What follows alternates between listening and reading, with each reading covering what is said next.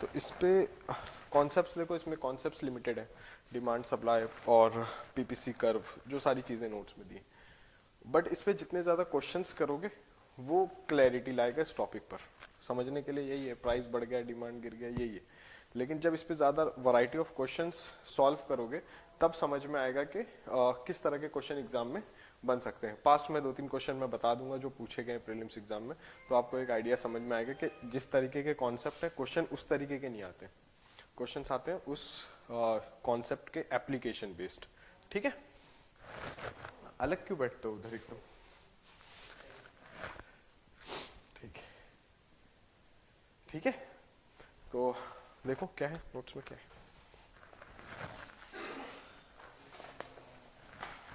तो ये सब तो पता है आपको, है ना? ये सब भी बताना है क्या? नहीं ना?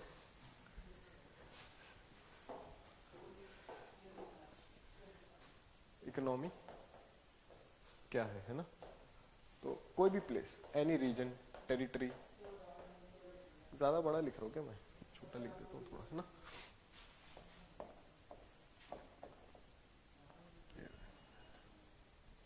Any region, territory. ठीक है, ये अब चूंकि ऑनलाइन का कॉन्सेप्ट हम देख रहे हैं तो इसके लिए इसको लिख सकते हैं एक्चुअल या फिजिकल और वर्चुअल, कोई सा भी प्लेस, है ना? जहां पर क्या हो, कुछ सेट ऑफ इंस्टीट्यूशंस होंगे, set of institutions. In institutions का काम क्या होगा? इंस्टीट्यूशंस क्या होते हैं? इतनी सारी इंस्टीट्यूशंस पढ़ ली होगी ना आपने पॉलिटी में भी। क्या होती है इंस्टीट्यूशन? पॉलिटी में पढ़ा हुआ ना, ये पार्लियामेंट है, ये प्रेसिडेंट है, तो ये सब एक कॉन्स्टिट्यूशनल बॉडी है ना, इंस्टीट्यूशन बोल सकते हैं इसको। तो क्या होता है इंस्टीट्यूशन? दो चीजें होती है इंस्टीट्यूशन में, ठीक है। एक तो होगा वेल डिफाइंड गोल, ठीक है, कि किस लिए बनाया जा रहा है इसको, क्या अचीव करना है। और दूसरा एक प्रॉपर स्ट्रक्चर होगा, प्रॉपर स्ट्रक्चर, मतलब उस गोल को आप कैसे अचीव करेंगे। जैसे हमारा कॉन्स्टिट्यूशन है, कॉन्स्टिट्यूशन में क्या है, ये है प्रीएम्बल, ठीक है, ये पूरा कॉन्स्टिट्यूशन है मान लो, तो ये क्या है, प्रीएम्बल है, और ये पूरा कॉन्स्टिट्यूशन है, जो टोटल पार्ट्स हैं आपके। ये पूरे में क्या है कि इस गोल को कैसे अचीव करेंगे, यही है ना, और तो कुछ नहीं है। एडमिनिस्ट्रेशन का क्या स्ट्रक्चर रहेगा, किस तरह लोकसभा राज्यसभा बने क्यों है, ये सब क्यों बन रहा है, इसको अचीव करने के लिए। अब तो सेफ भी नहीं है लेकिन बना है ना। तो ये किसको अचीव करने के लिए, जो गोल्स इंश्राइंड है कहां पर, प्रीएम्बल में। प्रीएम्बल इसका प्रीफेस है ना, पढ़ा होगा इसमें, ठीक है, आगे समझ। तो ये इकोनॉमी है क्या एक्चुअली में? इकोनॉमी एक कोई भी रीजन है, कोई भी टेरिटरी है, ठीक है, जहां पर सेट ऑफ इंस्टीट्यूशंस हैं, and these institutions are having well defined goals and rules and regulation and structure to achieve those goals, ठीक है। ये इकोनॉमी इन जनरल है, ठीक है। अब इसमें कुछ चीजें नहीं लिखी है, जैसे उसमें लिख लेना आप, एक होता है नॉर्मेटिव इकोनॉमिक्स और एक होता है पॉजिटिव इकोनॉमिक्स, ठीक है। पॉजिटिव इकोनॉमिक्स, नॉर्मेटिव तुरंत लिखना है, तो स्टेनोग्राफर एग्जाम दोगे आप। नॉर्मेटिव इकोनॉमिक्स क्या होता है, नॉर्म्स के क्या होना चाहिए, व्हाट आउट टू बी,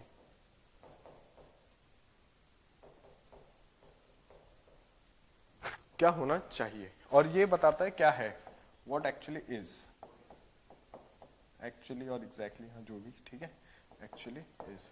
जैसे व्हाट आउट टू बी में क्या हो सकता है, पॉवर्टी मस्ट बी रिड्यूस्ड, ठीक है। ये क्या बता रहे हो आप, अरे लिख लेना, समझ लिख लेना। व्हाट आउट टू बी मतलब क्या हो गया कि क्या होना चाहिए, जैसे पॉवर्टी रिड्यूस होनी चाहिए, अनएम्प्लॉयमेंट खत्म होना चाहिए, ये क्या है, नॉर्मेटिव इकोनॉमिक्स है, नॉर्म्स सेट कर रहे हैं। पॉजिटिव इकोनॉमिक्स क्या है, what actually is, maternal mortality rate is 97 पर, याद रहता है आप लोगों को, ठीक। तो ये क्या है, पॉजिटिव इकोनॉमिक्स। तो ये एक डिफरेंशिएशन हो गया। माइक्रो मैक्रो में तो डिफरेंस आपको पता है ना, क्या डिफरेंस है,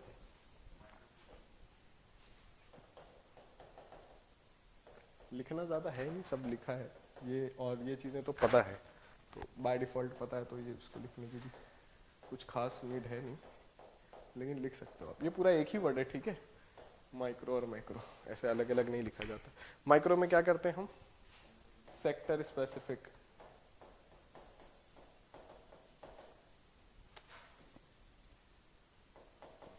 ये क्या होता है, सेक्टर स्पेसिफिक, इंडस्ट्री स्पेसिफिक, ठीक है। और इसमें हो सकता है कोई भी पर्टिकुलर गुड, तो जैसे अनियन के प्राइस राइस हो रहे हैं, ठीक है, अनियन प्राइस राइस, ये हो गया। और यहां पर क्या होगा, एग्रीगेट्स, एग्रीगेट्स का जैसे फॉर एग्जांपल, ये एग्जांपल है इसका, अनियन प्राइस राइस, ये इसका एग्जांपल हो गया जीडीपी कैलकुलेशन, ठीक है, GDP calculation in general, India का जीडीपी आ रहा है, आपका पर्सनल जीडीपी नहीं है, पर्सनल इनकम है, ठीक है।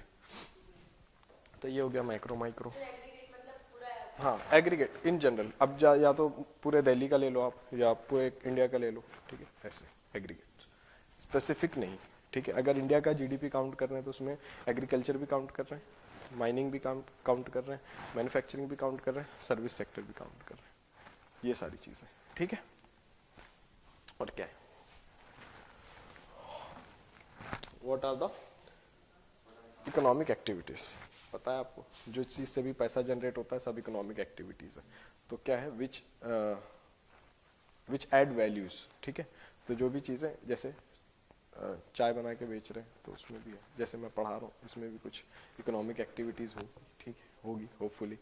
और क्या है इसमें, तो देखो दो चीजें हैं ना, गुड्स एंड सर्विसेज। गुड्स क्या है, जो टेंजिबल है, सर्विसेज जो टेंजिबल नहीं है। ये गुड है, ये बोर्ड गुड है, ये गुड है, सब गुड है, लेकिन जो मैं पढ़ा रहा हूँ वो सर्विस है, वो गुड नहीं है, जिसको छू सकते हो आप, टच कर सकते हो, है ना। पढ़ा रहा हूँ उसको तो टच नहीं कर पाओगे, वही वो समझ सकते हो, मेंटल कंस्ट्रक्ट है ना।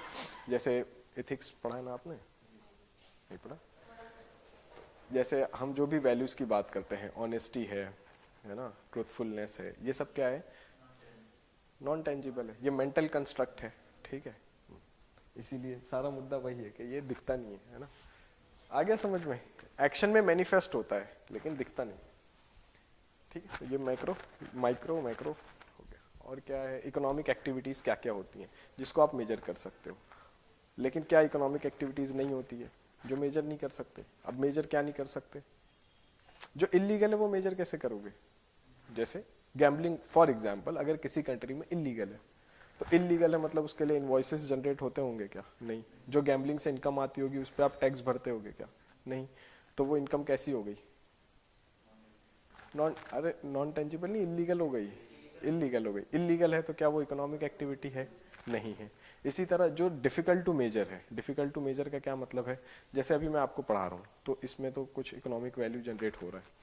मान लो मैं अपने भाई को पढ़ा रहा हूँ, ठीक है, और ऐसे ही पढ़ा रहा हूँ घर पर, ये माइक्रो होता है, ये मैक्रो होता है, तो क्या उसको आप मेजर कर सकते हो, मैंने कितने घंटे पढ़ाया, कितना उससे मेरे को कितना रेम्यूनरेशन मिलना चाहिए, उसको कितनी फीस देनी चाहिए, कुछ भी मेजर नहीं कर सकते। तो जब ये सब चीज़ें मेजर नहीं कर सकते हो तो ये क्या है, not part of economic activities. हालांकि ये वैल्यू जनरेट कर रही है, कुछ तो वैल्यू इससे जनरेट हो रही है, लेकिन ये इकोनॉमिक एक्टिविटी का पार्ट नहीं है। क्यों नहीं है इकोनॉमिक एक्टिविटी का पार्ट, क्योंकि आप इसको मेजर नहीं कर सकते। जैसे इन जनरल इंडिया में जो मदर की सर्विसेज होती हैं घर में, सुबह उठना है, नाश्ता बना के देना है, बर्तन धोने, कपड़े धोने, इन जनरल मोस्टली ऐसा ही होता है इंडिया में, क्योंकि इंडिया सिर्फ दिल्ली, मुंबई, चेन्नई, कोलकाता नहीं है, रूरल इंडिया भी है, ठीक है।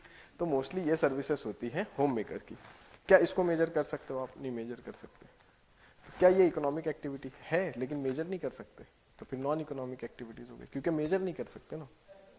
आई बात समझ में, देखते होगे ना programme Miss Universe, Miss India, वो आंसर किया था ना उन्होंने, क्या नाम उसका, हरियाणा से जो है, हाँ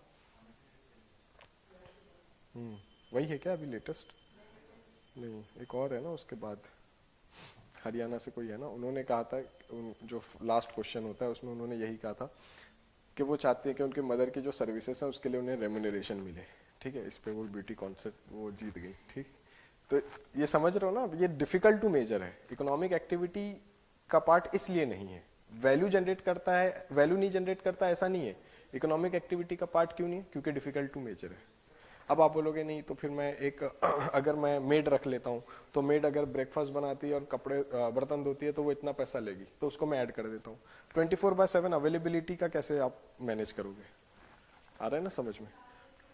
तो इसलिए इकोनॉमिक एक्टिविटी क्या है, इकोनॉमिक एक्टिविटी क्या नहीं है, ये समझना आपके लिए जरूरी है। जो इलीगल एक्टिविटीज हैं they are not part of economic activities, ठीक है। और जो डिफिकल्ट टू मेजर है, डॉक्टर अगर कोई डॉक्टर है अपने फादर को ट्रीट कर रहे हैं, ट्रीटमेंट कर रहे हैं ना, घर पे ही सलाइन लगा दिया कुछ लगा, उसको इकोनॉमिक एक्टिविटीज में नहीं काउंट कर सकते, ठीक है। तो इकोनॉमिक एक्टिविटीज क्या है? जिसको आप मेजर कर सकते हो और जो लीगल है, ठीक है।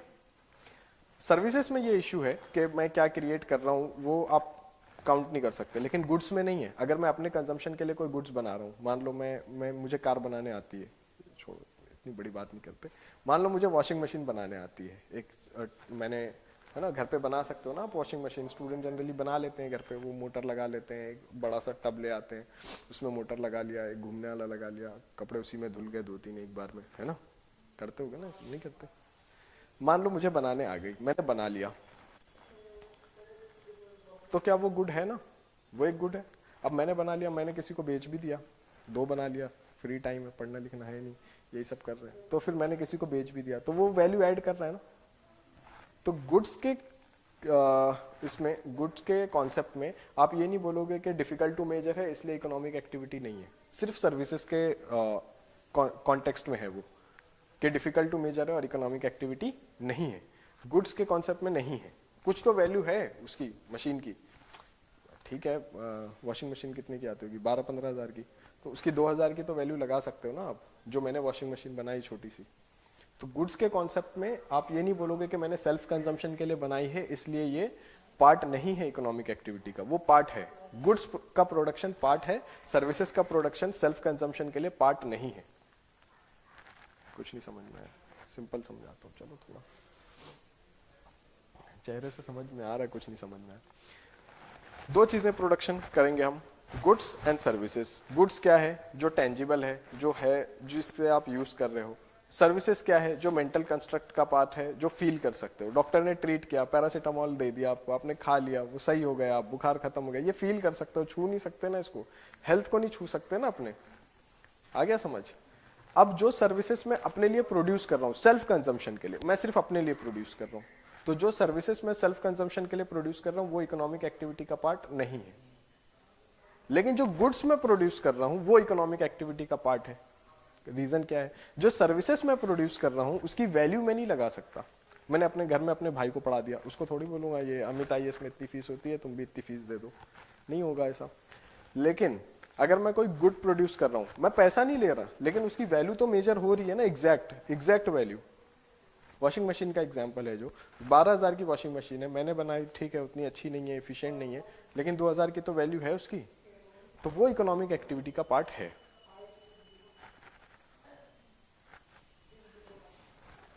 ठीक है, इकोनॉमिक एक्टिविटी है क्या क्या? प्रोडक्शन, कोई भी चीज का प्रोडक्शन, है ना, जो भी आप अभी जैसे यहाँ हम क्या प्रोडक्ट प्रोड्यूस कर रहे हैं, हेल्थ एजुकेशन सर्विस प्रोड्यूस कर रहे हैं, ठीक है, हेल्थ एजुकेशन सर्विस प्रोड्यूस कर रहे हैं, आप एजुकेशन सर्विस रिसीव कर रहे हो, है ना, मैं ट्रांसमिट कर रहा हूँ, ये क्या है? प्रोडक्शन है सर्विसेज का। ये बोर्ड इसमें यूज हो रहा है, तो बोर्ड पार्ट ऑफ प्रोडक्शन है। अच्छा, ये बोर्ड जो बना ये तो गुड्स का प्रोडक्शन हो गया, लेकिन जो यहाँ हम बातें कर रहे हैं ये सर्विसेज का प्रोडक्शन है, ठीक है। तो ये प्रोडक्शन में 2 चीजें आ गई, converting raw material into finish good. अब सर्विसेज के केस में रॉ मटेरियल क्या है कि आपको जो नहीं आता है वो मुझे बताना है, जो आपको आता है वो मैं बता रहा हूँ, तो ये प्रोडक्शन नहीं है ना, प्रोडक्ट प्रोड्यूस नहीं हुआ ना कुछ नया, आप भी पढ़ोगे भी नहीं फिर। All those activities which create value and which can be measured at any point of time are called as economic activities, ठीक है। प्रोडक्शन में क्या है? Converting raw material into finished goods और इनपुट इनटू आउटपुट। और जो services हैं, तो सर्विसेज में सारी सर्विसेज पता है ना आपको, IT, सॉफ्टवेयर, ये मोबाइल। अब मोबाइल गुड है, मोबाइल एक कमोडिटी है, लेकिन जो उसमें आप ऑपरेटिंग सिस्टम देख रहे हो, जो आप एप्स यूज कर रहे हो, एप्स के थ्रू जो चीजें सीख रहे हो, अच्छी चीजें होपफुली, तो वो सब क्या है? सर्विसेज है, ठीक। और इलीगल तो हमने देख लिया ना, जो इलीगल है वो इकोनॉमिक एक्टिविटीज का पार्ट है ही नहीं। तो आपने जो सुना होगा ना, हरियाणा राजस्थान में चलता है वो स्कैम, तो स्कैम से कमाया हुआ पैसा क्या है?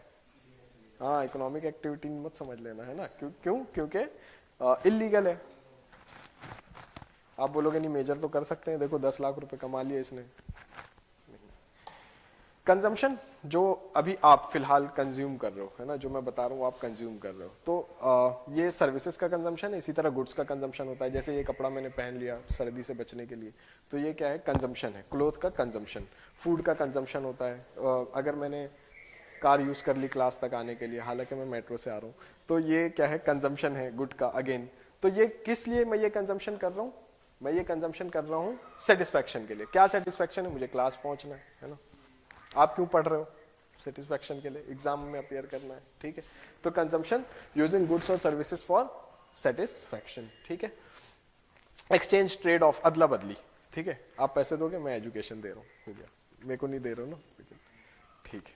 तो ये क्या है? ट्रेड ऑफ, एक्सचेंज, ये भी पार्ट है इकोनॉमिक एक्टिविटी का। तो ये जो चीजें हम पढ़ रहे हैं ये क्या है? इकोनॉमिक एक्टिविटी का पार्ट है। कौन कौन सी चीजें हो गई? प्रोडक्शन, यही है मेन इकोनॉमिक एक्टिविटीज, यही है। प्रोडक्शन हो गया, कंजम्पशन हो गया। तो प्रोडक्शन कौन करेगी? मेनली फर्म्स करेगी, जो इकोनॉमी में फर्म्स हैं वो प्रोडक्शन करेगी। और कंजम्पशन कौन करेगा? जो हाउस होल्ड्स हैं, है ना, कंज्यूमर। और एक्सचेंज, ट्रेड ऑफ समझ गए ये तो आप, है ना। Denotes presence of a market. तो जरूरी नहीं है कि सारा एक्सचेंज मार्केट से ही हो। बहुत जल्दी पेज पलट दिया आप लोगों ने। क्या लिखा है? एक्सचेंज मार्केट के थ्रू होता है, लेकिन जरूरी नहीं है सारा एक्सचेंज मार्केट के थ्रू हो। जैसे अभी आप जो यहाँ पढ़ रहे हो ना, जो एजुकेशन सर्विसेज आप रिसीव कर रहे हो, ये क्या है? मार्केट के थ्रू है ना। इसकी एक प्राइस पे कर रहे हो और वो सर्विसेज आप रिसीव कर रहे हो, होपफुली गुड सर्विसेज। अब इसमें क्या है कि जरूरी नहीं है सारी सर्विसेज मार्केट में ही होती है। जैसे फॉर एग्जाम्पल आप सरकारी अस्पताल गए, या ये कोचिंग इंस्टीट्यूट कल मान लो फॉर एग्जांपल गवर्नमेंट ने एक्वायर कर लिया, तो इसके लिए कोई फीस नहीं है, फ्री ऑफ कॉस्ट है। तो ये कैसी है? ये मार्केट है क्या? फिर नहीं है, क्योंकि यहाँ पर चीजों के बदले नहीं कर रहे हो ना आप आ रहे हो सिर्फ पढ़ के जा रहे हो, तो ये मार्केट नहीं है। लेकिन क्या डिस्ट्रीब्यूशन हो रहा है? बिल्कुल हो रहा है। क्या ट्रेड ऑफ हो रहा है? बिल्कुल हो रहा है। क्या एक्सचेंज हो रहा है? बिल्कुल हो रहा है। सारे सरकारी स्कूलों में, सारे सरकारी कॉलेजेस में हो रहा है, सारे सरकारी अस्पतालों में हो रहा है। लेकिन वो मार्केट नहीं है। क्यों मार्केट नहीं है? क्योंकि एक्सचेंज नहीं है, ठीक है। तो ये समझ में आ गया ना। एक्सचेंज का ये मतलब नहीं है कि सारी चीजें मार्केट के थ्रू ही होगी, नॉन मार्केट भी हो सकता है। नॉन मार्केट कैसा है? जो आप सरकारी चीजें देख रहे हो जो आपको फ्री ऑफ कॉस्ट मिल रही है ना। तो goods and services can be traded in return of money और other goods and services. Other goods and services मतलब बार्टर, ठीक है। वो आपने गेहूं ले लिया, चावल दे दिया, बार्टर सिस्टम, ठीक है। और बाकी तो इकोनॉमिक एक्टिविटीज समझ गए ना क्या है। हाँ, एक हो गए सारी इकोनॉमिक एक्टिविटीज हो गई। एक बच गया डिस्ट्रीब्यूशन। डिस्ट्रीब्यूशन भी जरूरी नहीं है कि सारा डिस्ट्रीब्यूशन मार्केट के थ्रू ही होगा। जो फ्री सर्विसेज मिल रही हैं, जो वेलफेयर सर्विसेज मिल रही हैं, वो कैसी सर्विसेज हैं? विदाउट मार्केट, लेकिन मिल रही हैं। क्या जो सर्विसेज फ्री हैं वो इकोनॉमिक एक्टिविटीज हैं? नहीं। क्या जो सर्विसेज मिल रही हैं आपको, फॉर एग्जाम्पल फ्री में एजुकेशन या फ्री में हेल्थ केयर, एम्स है और दूसरे अस्पताल है, दिल्ली गवर्नमेंट के भी अस्पताल है, ठीक है, खाली दिल्ली में एम्स नहीं है। तो ये जो सर्विसेज मिलती हैं, क्या ये इकोनॉमिक एक्टिविटी का पार्ट है? क्यों नहीं है? है ना। एक्सचेंज नहीं हो रहा। मैंने कहा बोला कि एक्सचेंज होगा तभी इकोनॉमिक एक्टिविटी होगा, नहीं ना। ये इकोनॉमिक एक्टिविटी है, इसकी कॉस्ट कौन बॉर्न कर रहा है? गवर्नमेंट। क्या डॉक्टर को सैलरी नहीं मिल रही? क्या जितने भी वार्ड मेंबर्स हैं हाँ, तो अभी मैं बता रहा हूँ ना कैसे वैल्यू क्रिएट हो रहा है। जो डॉक्टर को सैलरी मिल रही है वो वैल्यू नहीं है ना। हाँ, तो फ्री का ये मतलब समझ लो कि फ्री कुछ नहीं है। उसकी कॉस्ट कौन बॉर्न कर रहा है? गवर्नमेंट। और गवर्नमेंट कहां से बॉर्न कर रही है? टैक्स पेयर्स के मनी से। तो वो फ्री जो है उसकी एक कॉस्ट है, इसलिए वो इकोनॉमिक एक्टिविटी है, ठीक है। जो इकोनॉमिक एक्टिविटी नहीं है उसमें मैंने दो ही चीजें बताई, डिफिकल्ट टू मेजर और एक बताया इलीगल। इसके अलावा मैंने कुछ नहीं बोला कि फ्री का मैंने वर्ड वहां नहीं यूज किया। आया समझ में? इकोनॉमिक एक्टिविटी का पार्ट क्या है? इकोनॉमिक एक्टिविटी का नॉन इकोनॉमिक एक्टिविटी में क्या है? जो इलीगल है और जो डिफिकल्ट टू मेजर है। उसके अलावा फ्री का मैंने वहां नहीं कहा आपको। फ्री का मैं कहां पे कह रहा हूं? डिस्ट्रीब्यूशन में, कि जो चीजें फ्री में मिल रही हैं वो इकोनॉमिक एक्टिविटी का पार्ट है। क्यों है इकोनॉमिक एक्टिविटी का पार्ट? क्योंकि उसकी वैल्यू है but the cost is borne by the government. और out of tax payers money, government के पास कुछ नहीं अपना। ठीक है, समझ गए आप। Two types of activities classified as non economic, उसमें एक इलीगल है और सर्विसेज फॉर सेल्फ कंजम्पशन, उसमें गुड्स नहीं है। यहीं पर गलती कर दोगे अगर एग्जाम में इस पे क्वेश्चन बन गया कि goods and services for self consumption, goods की वैल्यू है, सर्विसेज की वैल्यू डिफिकल्ट है मेजर करना, इसलिए सर्विसेज नहीं है, गुड्स है। ठीक है, आ रहा है समझ, नहीं आ रहा? नहीं आ रहा? इससे सिंपल नहीं है ये, जितना यही है सबसे सिंपल। ठीक है, बाकी फिर इकोनॉमिक्स की बहुत सारी डेफिनेशन है। देखो इकोनॉमिक्स एक पूरा डिसिप्लिन है, तो उसकी कई सारी डेफिनेशन है, कई सारे परसेप्शन है, जिसमें से एक परसेप्शन ये है जो अभी हमने देखा था पहले, जो मैंने जल्दी जल्दी लिख दिया, चूंकि मैंने वो रट लिया था तो जल्दी से लिख दिया। अब दूसरा वाला मैंने रटा नहीं। तो दूसरा वाला क्या है, स्कार्सिटी में जो आप चॉइस जो आप make the choices you will make in scarcity, जब स्कार्सिटी है और उसमें जो आप चॉइस मेक कर रहे हो, जैसे फॉर एग्जांपल अभी कम टाइम बच रहा है प्रीलिम्स एग्जाम के लिए, तो आप बोलोगे ये छोड़ देते हैं वो छोड़ देते हैं, तो ये क्या है, जो छोड़ रहे हो और जो पकड़ रहे हो, जो पकड़ रहे हो वो चॉइसेस हैं आपकी कि चलो अभी बस अब कोई नेटफ्लिक्स नहीं देखेंगे, अभी कोई वेब सीरीज नहीं देखेंगे, यूट्यूब पे टाइम स्पेंड नहीं करेंगे, ये चीजें आपने छोड़ दी। और पकड़ी क्या आपने, चलो अभी सिर्फ पढ़ेंगे, टेस्ट पेपर लगाएंगे, प्रीवियस ईयर क्वेश्चन करेंगे, तो ये चॉइसेस हैं आपकी। ठीक है, तो इसी तरह इकोनॉमी में क्या होता है, जैसे आपके पास मान लो मंथली कुछ पैसा आ गया घर से, अब आपको वो पैसा स्पेंड करना है, तो वो स्पेंड करोगे कैसे, जो जो चीजें लग रही है सब थोड़ी खरीद लोगे, वहां पर आपको चॉइसेस करनी पड़ेगी कि ये लेना है ये नहीं लेना है ना। आगे बात समझ। तो ये जो चॉइसेस आप कर रहे हो कब कर रहे हो, स्कार्सिटी में। अच्छा स्कार्सिटी है क्यों, क्योंकि आपकी वांट्स अनलिमिटेड है और जो मीन्स है उन वांट को सेटिस्फाइड करने के लिए वो मीन्स क्या है, कम है। जैसे पैसा घर से मान लो 10,000 रुपये आए, लेकिन अगर आप अपनी सारी डिजायर्स देखोगे कि एक बंगलो में रहना है, ये करोल बाग मेट्रो के बगल वाला बंगला ही खरीद लेते हैं, वहीं रहेंगे, वहीं से आएंगे जाएंगे, कार भी ले लेंगे, एक लैम्बोर्गिनी ले लेंगे। ठीक है, अगर इस तरह की आपकी डिजायर्स है तो ये आपके पास जो रिसोर्सेस हैं उससे सेटिस्फाई नहीं हो सकती। तो इसलिए क्या है, आपको चॉइसेस करने पड़ते हैं कि चलो बंगला छोड़ देते हैं, एक पीजी में रह लेते हैं, है ना। ये क्या है, आपने चॉइसेस की। ये क्यों ये चूज किया आपने कि पीजी में रहना है, खुद का मकान क्यों नहीं खरीद लिया दिल्ली में, क्योंकि आपके पास रिसोर्सेस की कमी है। रिसोर्सेस होते तो खरीद लेते आप, है ना। तो जो चॉइसेस आप कर रहे हो वो क्यों कर रहे हो, स्कार्सिटी की वजह से। स्कार्सिटी क्यों है, स्कार्सिटी क्यों है, रिसोर्सेस कम है, वांट्स ज्यादा है, कंसंट्रेशन लैप्स हो रहा है आप लोगों का। ठीक है, समझ गए आप, ये भी बढ़िया। Economics is the study of making choices in the presence of scarcity. Scarcity क्यों है? When a good or services is lesser in amount than what is required, the problem of choice arises because human wants or desires are unlimited and means to satisfy those wants are limited. ठीक है, बिल्कुल fresh note से कल ही लिखा हूँ इसको मैंने, क्योंकि पता चल गया था आज क्लास है इमरजेंसी में। ठीक है, सेंट्रल प्रॉब्लम्स ऑफ इकोनॉमी ये आप पढ़ चुके हैं, है ना। ये आप सेंट्रल प्रॉब्लम्स ऑफ इकोनॉमी पढ़ चुके हैं ना। क्या है, मैं लिखता नहीं हूं क्योंकि मेरी हैंड राइटिंग उतनी अच्छी है नहीं। तो इसमें है एक व्हाट टू प्रोड्यूस, है ना। अब चूंकि रिसोर्सेस कम है तो क्या प्रोड्यूस करना चाहिए आपको, है ना। क्या प्रोड्यूस करना चाहिए इन द सेंस कि अगर वॉर चल रही है अभी मान लो, तो आर्म्स एंड एम्युनिशन प्रोड्यूस करेंगे, क्लॉथ कम प्रोड्यूस करेंगे।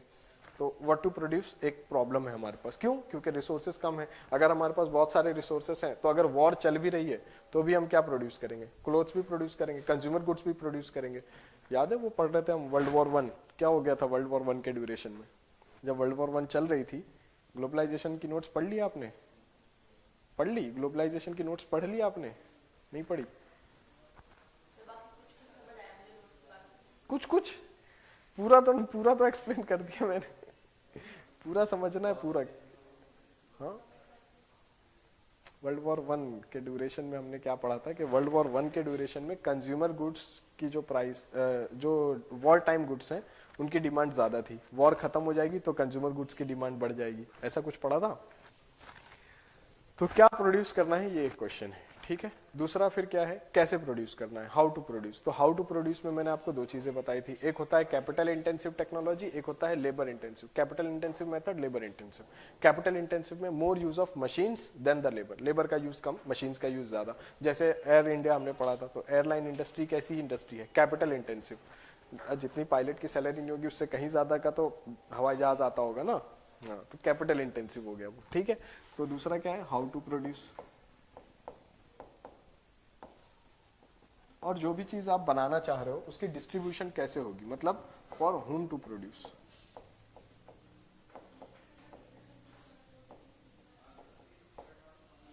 ठीक है, तो ये 1 2 3 ये क्वेश्चन हो गए आपके सेंट्रल प्रॉब्लम्स ऑफ इकोनॉमी। ये हर इकोनॉमी में है, ठीक है, एवरी इकोनॉमी, चाहे वो इंडिया की हो, चाहे वो मुंबई की हो, चाहे वो लंदन की हो, चाहे वो यूके की हो, यूएस की हो, कहीं की भी इकोनॉमी है उसकी ये 3 सेंट्रल प्रॉब्लम्स हैं।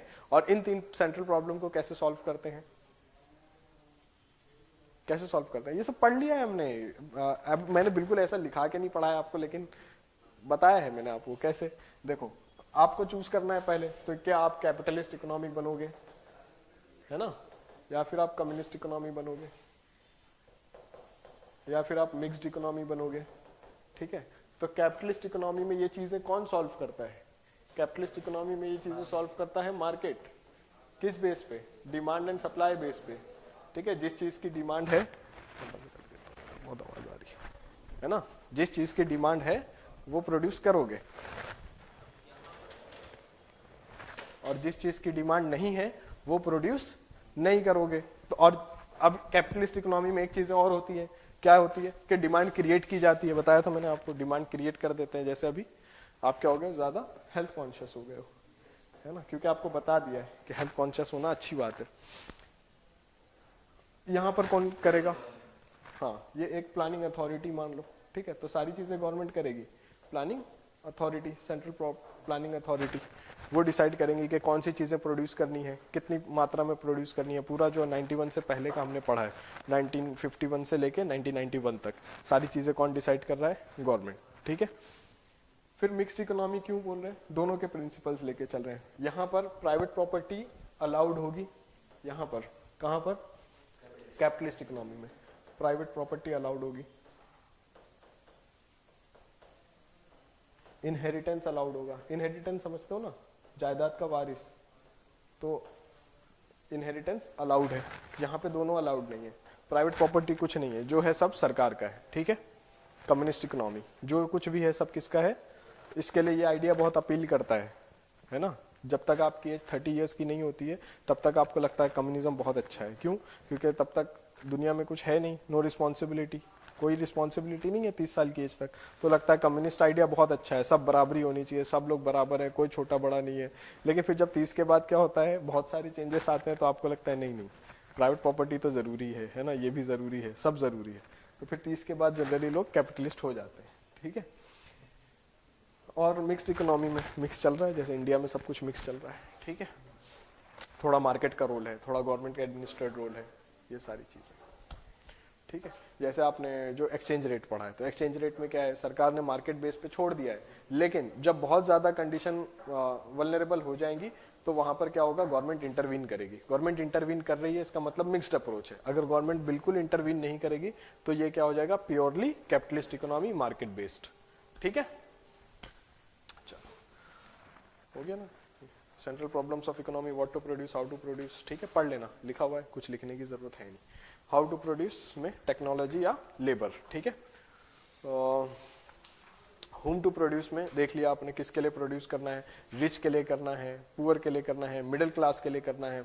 जैसे सिविल सर्विसेज कोचिंग किसके लिए चलती है, मिडिल क्लास के लिए चलती है। जो ज्यादा रिच है वो कोचिंग वोचिंग नहीं करते, ठीक है, बिजनेस करते हैं वो, ठीक है। ये हो गया आपका फॉर होम टू प्रोड्यूस। अब आते हैं हम एक इंपॉर्टेंट कॉन्सेप्ट पे, समझना है बस, ज्यादा दिक्कत नहीं लेनी है। नहीं समझ में आ रहा है बता दो, दूसरे तरीके से समझा दूंगा, ठीक है। अपॉर्चुनिटी कॉस्ट, दो चीजें समझनी है अपॉर्चुनिटी कॉस्ट में। देखो, इसलिए लिखता नहीं हूं मैं, ना ज्यादा, दो बार लिखना पड़ेगा, टाइम ज्यादा लगेगा। अपॉर्चुनिटी कॉस्ट में एक दो कॉन्सेप्ट समझना है। एक कॉन्सेप्ट ये समझना है और दूसरा कॉन्सेप्ट ये समझना है। एक कॉन्सेप्ट क्या है कि अगर मेरे पास चॉइसेस हैं, फॉर एग्जांपल ये मैं हूं और मेरे पास चॉइसेस है कि मैं टीचर बन जाऊं, या तो फिर मैं कोई एथलीट बन, नहीं अब एथलीट तो बन नहीं सकता ना, टीचर बन जाऊं, शॉपकीपर बन जाऊं, ठीक है, या फिर मैं अपना बिजनेस करूं, ठीक है। अभी मैं एज्यूम कर रहा हूं मेरे पास ये तीन चॉइसेस हैं। अगर मैं टीचर बनता हूँ तो मान लो ये मेरी मंथली इनकम मैं लिखता हूँ, ठीक है, मंथली इनकम ये 10,000 है, ठीक है, ये 8,000 है और ये 5,000 है, क्योंकि बिजनेस आता नहीं है तो समझ लो उस हिसाब से। तो अब ये मेरे पास चॉइसेस है। अगर मैं टीचर बनना सिलेक्ट करता हूँ तो मैंने किसको सेक्रीफाइस किया, ये वाली इनकम, ये वाली नहीं, क्योंकि सेकंड बेस्ट ऑल्टरनेटिव क्या था मेरे पास, ये वाला। तो जो मैं नेक्स्ट अवेलेबल ऑप्शन सेक्रीफाइस कर रहा हूं वही है मेरी अपॉर्चुनिटी कॉस्ट। अगर मैं देखो स्कार्सिटी है तो मुझे सिलेक्ट करना है, मैं सिलेक्ट कर रहा हूं, चूज कर रहा हूं कोई एक चीज, तो उसके लिए मैं किसी एक चीज को छोड़ रहा हूंगा ना, जो नेक्स्ट बेस्ट छोड़ रहा हूं ना मैं, next best available, next best तो मेरे को लगेगा मैं क्या ही कर सकता हूं दुनिया में, नहीं, नेक्स्ट बेस्ट अवेलेबल जो अवेलेबल है उसमें से मैं अगर जो चीज सेक्रीफाइस कर रहा हूं वो क्या हो जाएगी, अपॉर्चुनिटी कॉस्ट। आ गया समझ में? मैं फास्ट हूं क्या थोड़ा? नहीं ना, मेरे को ऐसा लग रहा है आप ब्लैंक हो जा रहे हो। तो ये अपॉर्चुनिटी कॉस्ट हो गई। ये एक कॉन्सेप्ट समझना था आपको। दूसरा कॉन्सेप्ट क्या समझना है, फ्री वाला। फ्री वाला कॉन्सेप्ट क्या है कि ये मैं हूं और मुझे सरकार ने फ्री में कपड़े दे दिए, ठीक है, ये मैंने कपड़ा पहन लिया, ठीक है, ये सरकार ने फ्री में कपड़े दे दिए, फ्री में, लेकिन कहां से दिया,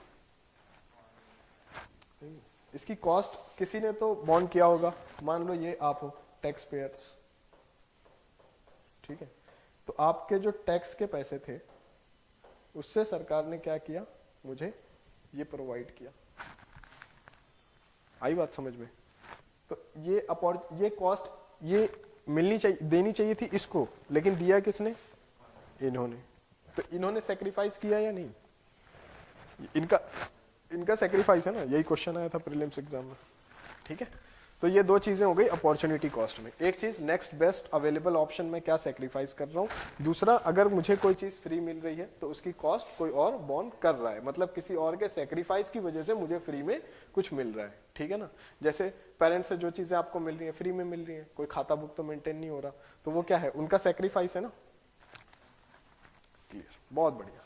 इकोनॉमिक्स बहुत आसान है, अब तक तो लग रहा होगा ना यही, बस है ही, ऐसे ही है, ठीक है। तो दो चीजें, it is the cost of sacrificing one opportunity to choose another और sacrificing one product to produce another. अब फॉर एग्जांपल जैसे अभी आपकी आज क्या हो रही है, इकोनॉमी की क्लास हो रही है, इसकी जगह आपकी ज्योग्राफी की क्लास भी हो सकती थी, तो ज्योग्राफी की क्लास को सेक्रीफाइस करके इकोनॉमी की क्लास करा दी, तो एक प्रोडक्ट को प्रोड्यूस करने के बजाय हम दूसरे प्रोडक्ट को प्रोड्यूस कर रहे हैं ना, यही हो गया, ठीक है। तो किसी अभी जैसे आपके पास ऑप्शन है, या तो आप यहाँ बैठ के पढ़ सकते थे या तो मूवी देखने जा सकते थे, मूवी को सेक्रीफाइस करके यहाँ बैठे हो, अपॉर्चुनिटी कॉस्ट, ठीक है।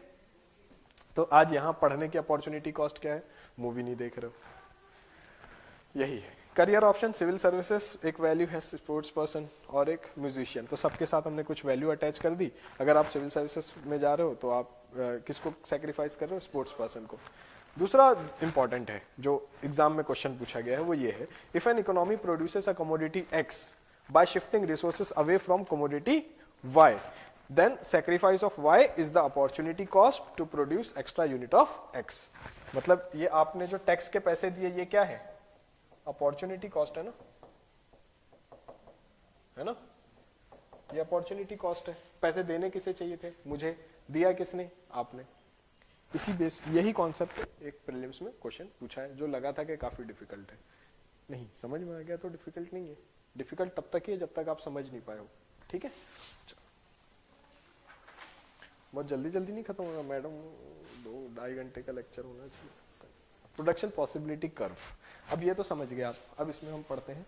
इसमें यही है ना कि मतलब गवर्नमेंट ने अपनी चीज को सैक्रिफाइस करके हमें, गवर्नमेंट कोई सैक्रिफाइस नहीं करती,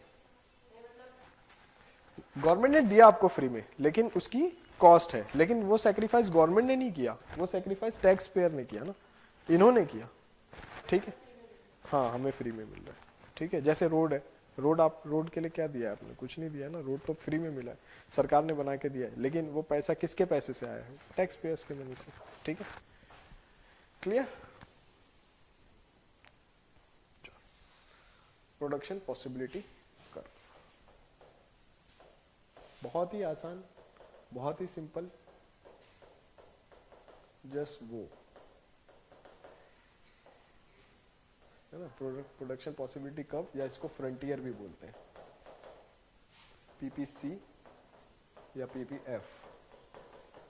क्या है ये, क्या बताता है? ये बताता है कि आपने अपने सारे रिसोर्सेस यूज कर लिए, जितना इकोनॉमी में आपके पास रिसोर्सेस है, जैसे आपके पास है ना, पढ़ सकते हो, ये कर सकते हो, सब करके कितना पढ़े, प्रीलिम्स में 12 नंबर आए, है ना।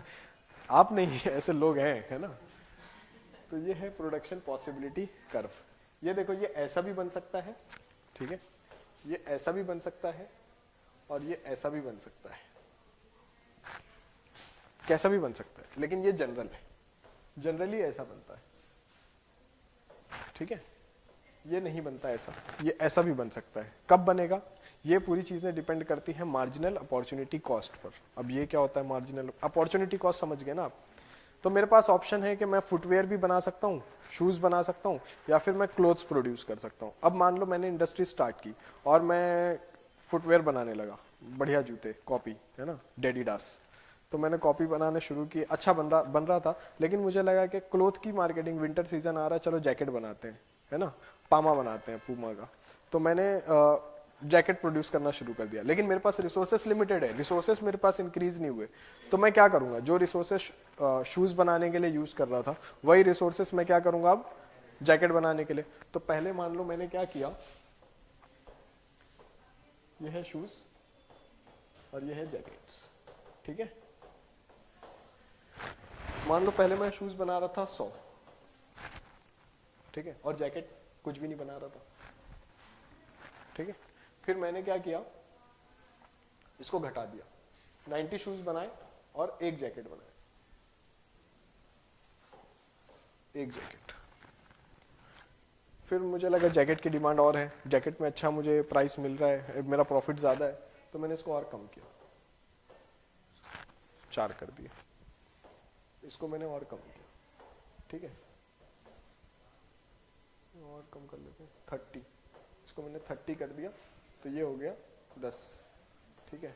फिर बाद में मुझे लगा कि इसको 0 ही कर देता हूँ, छोड़ो, सिर्फ जैकेट बनाता हूँ, तो ये मैंने बना दिए 20। देख रहे हो आप क्या किया मैंने? मेरे पास चूंकि रिसोर्सेस लिमिटेड है, ये सारा अजम्पशन किस पे चल रहा है, एक ही अजम्पशन है इसके पूरे थ्योरी का, कि मेरे पास रिसोर्सेस लिमिटेड है। रिसोर्सेस आ जाएंगे तो मैं दोनों इक्वली प्रोड्यूस कर सकता हूँ, लेकिन रिसोर्सेस क्या है मेरे पास, लिमिटेड है। लिमिटेड है तो ये घट रहे हैं और ये बढ़ रहा है। तो ये जो घट रहा है और ये जो बढ़ रहा है, यही है इसके बीच में, नहीं मार्जिनल कॉस्ट तो अभी बताऊंगा कि कैसे मार्जिनल कॉस्ट आ रही है। लेकिन ये जो एक एक्स्ट्रा यूनिट प्रोड्यूस करने के लिए, जैसे ये 0 से 1 था ना, तो जब ये 0 से 1 हुआ, मतलब एक एक्स्ट्रा यूनिट प्रोड्यूस हुआ, तो यहां पर कितने का सेक्रीफाइस करना पड़ा, 10। तो एक प्रोडक्ट को सेक्रीफाइस करके दूसरा प्रोडक्ट बना रहा हूं मैं, एक प्रोडक्ट को सेक्रीफाइस करके दूसरा प्रोडक्ट बना रहा हूं, यही इसकी मार्जिनल कॉस्ट हो गई। कितनी हो गई, 10 शूज। एक जैकेट का मार्जिनल कॉस्ट कितना हो गया, 10 शूज। अपॉर्चुनिटी कॉस्ट, सॉरी, अभी मार्जिनल पे तो हम आए नहीं है, मार्जिनल भी वही है, एक एक्स्ट्रा प्रोड्यूस। देखो, अपॉर्चुनिटी कॉस्ट है कि क्या प्रोड्यूस करने के लिए क्या सेक्रीफाइस किया, मार्जिनल अपॉर्चुनिटी कॉस्ट ये है कि एक एक्स्ट्रा यूनिट प्रोड्यूस करने के लिए कितना सेक्रीफाइस किया। तो यहां तो एक एक्स्ट्रा यूनिट प्रोड्यूस ही कर रहे हैं, तो ये अपॉर्चुनिटी कॉस्ट भी यही है, मार्जिनल अपॉर्चुनिटी कॉस्ट भी यही है। एक एक्स्ट्रा यूनिट प्रोड्यूस कर रहा हूं ना मैं, नहीं समझ में आ रहा है क्या, ये एक एक्स्ट्रा यूनिट प्रोड्यूस कर रहा हूं, तो 10 शर्ट सेक्रीफाइस, 10 शूज सेक्रीफाइस कर दिया मैंने, तो ये क्या है, 10 शूज मार्जिनल अपॉर्चुनिटी कॉस्ट है किस चीज की, एक जैकेट को प्रोड्यूस करने की। ये मार्जिनल अपॉर्चुनिटी कॉस्ट नहीं है, क्यों, क्योंकि यहां पर 3 यूनिट की बात हो रही है।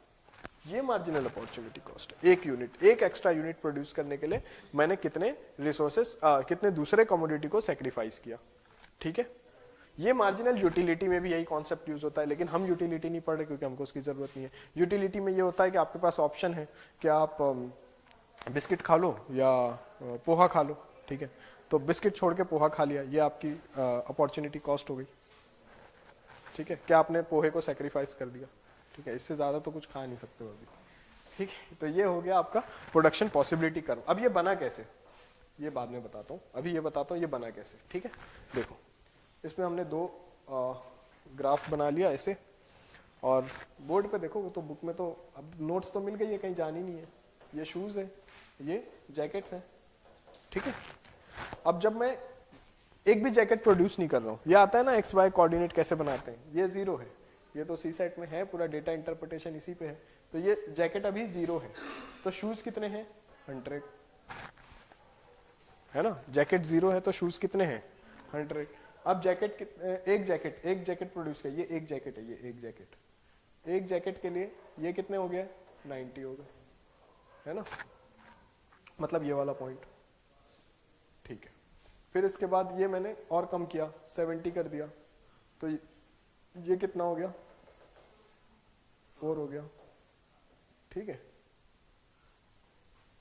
फिर इसके बाद इसको क्या किया और कम किया 30 कर दिया, तो ये कितना हो गया 10, ये मान लो ये 10 है, ठीक है, तो ये पॉइंट हो गया, है ना। और उसके बाद ये 0 पे ये वाला पॉइंट हो गया, ठीक है, तो ये बना ऐसे 100 था ना। अब ये थोड़ा सा स्ट्रेट लाइन बना है, क्यों स्ट्रेट लाइन बना है, क्योंकि प्रोपोर्शन में चेंज हो रहा है। अगर मैं इसको ज्यादा चेंज करता ना, ये ज्यादा कम करता है, जैसे मान लो ऐसे करता मैं, ये 100 है, ये 0 है, ठीक है, फिर ये 70 हो गया, तो ये हो गया 50, ठीक है, और ये 0 हो गया, तो ये हो गया 100, ऐसे प्रोपोर्शन में नहीं करेंगे तो ये ऐसे थोड़ा सा ऐसे बनता है कॉनकेव। कॉनकेव क्या होता है, कप को उल्टा रख दिया ना आपने, चाय के कप को उल्टा, कैसा हो गया वो कॉनकेव, टूवर्ड सेंटर, ये टूवर्ड सेंटर, ये अगर मैं इसको सर्कल कंप्लीट करूं तो ये ऐसे कंप्लीट होगा ना, तो इसी को बोलते हैं कॉनकेव। कॉन्वेक्स क्या होता है, अवे फ्रॉम सेंटर, ऐसे, ये सेंटर यहाँ है, ये अवे जा रहा है, ये कॉन्वेक्स हो गया, ठीक है, कॉनकेव कॉन्वेक्स। तो ये आपका प्रोडक्शन पॉसिबिलिटी कर्व ऐसे बनता है,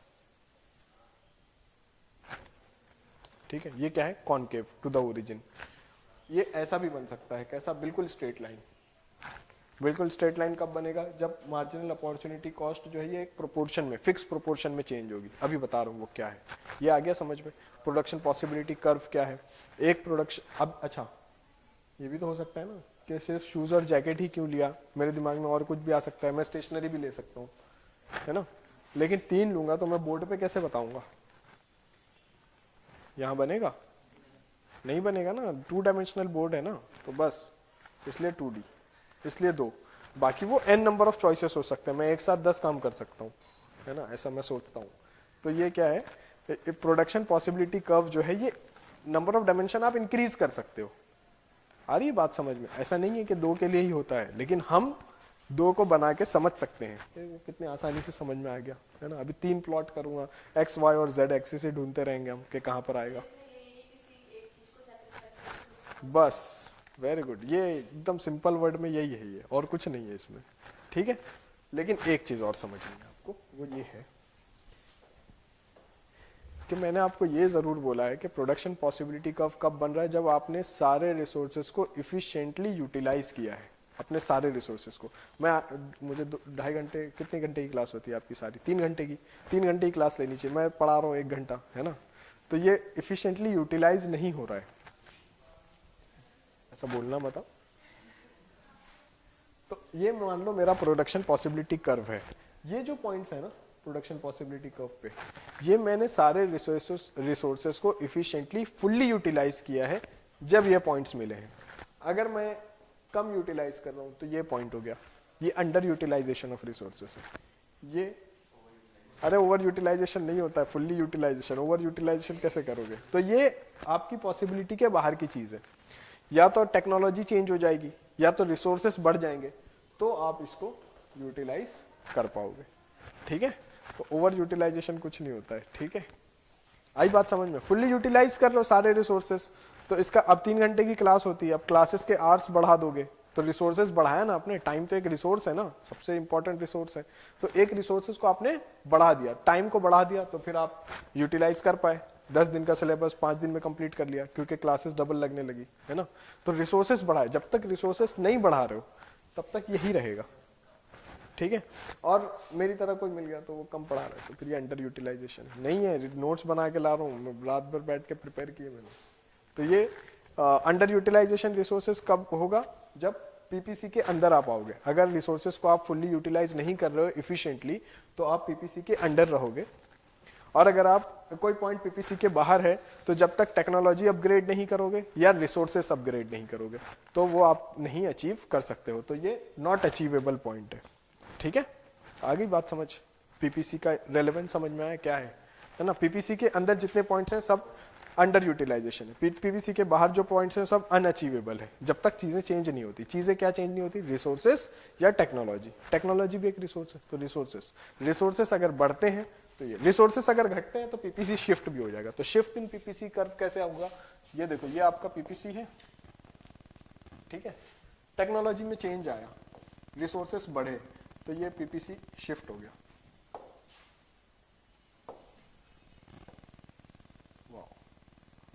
ठीक है, बढ़िया, ये पीपीसी शिफ्ट हो गया। कोविड आ गया, आप परफॉर्म नहीं कर पा रहे हो, इकोनॉमी लॉकडाउन है, सब कुछ बंद है, तो कैसे होगा? पीपीसी घट जाएगा, है ना? ये हो गया पीपीसी का शिफ्ट अपवर्ड डाउनवर्ड।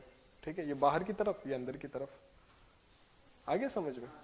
पॉसिबिलिटी घट गई ना। अब कोविड चल रहा है, लॉकडाउन है, तो लेबर अवेलेबल नहीं है, कैपिटल अवेलेबल नहीं है, तो सब चीजें कम होगी, तो प्रोडक्शन कम हो रहा है। सब चीजें बढ़िया चल रही है, प्रोडक्शन बढ़ गया। ये शिफ्ट इन पीपीसी। कुछ डाउट है इसमें? आ गया समझ में? बढ़िया है, फिर तो देख लो पीपीसी में क्या है और क्या नहीं समझ में आ रहा है। जैसे production possibility curve is a combination of to commodities. समझ में आ गया क्यों टू कमोडिटीज लिखा है? क्योंकि भाई पेपर पे दो ही बना सकते हो आप। ठीक है, हाँ। That can be produced by an economy after using all of its resources and at a given level of technology. ठीक है, टेक्नोलॉजी अगर बढ़ती है तो पीपीसी बढ़ जाएगा। क्यों बढ़ जाएगा? क्योंकि आप ज्यादा चीजें अटेन कर सकते हो, है ना? It shows minimum maximum, sorry, it shows maximum potential. इसी को हम बोल देते हैं पोटेंशियल जीडीपी भी बोलते हैं। पीपीसी क्या रिप्रेजेंट करता है? आपका क्वेश्चन आया हुआ है मेंस एग्जाम में, पोटेंशियल जीडीपी। पोटेंशियल जीडीपी का क्या मतलब है? ये जीडीपी अचीव नहीं कर रहे हो आप। क्यों? क्योंकि सारी चीजें आप इफिशिएंटली यूटिलाइज नहीं कर रहे हो। तो पोटेंशियल जीडीपी हमेशा हमारे जीडीपी से ज्यादा होता है। मतलब एक तो ये है ना, अरे इकोलॉजी पढ़ा, इन्वायरमेंट इकोलॉजी की क्लास हुई है आपकी? नहीं हुई है। इन्वायरमेंट इकोलॉजी में कॉन्सेप्ट होता है रियलाइज्ड निश, है ना, और एक होता है फंडामेंटल निश। फंडामेंटल निश क्या होता है कि एक ऑर्गेनिज्म, एक लिविंग बीइंग अपनी लाइफ में जो कुछ भी कर सकता है, अचीव कर सकता है, वो फंडामेंटल निश का पार्ट है।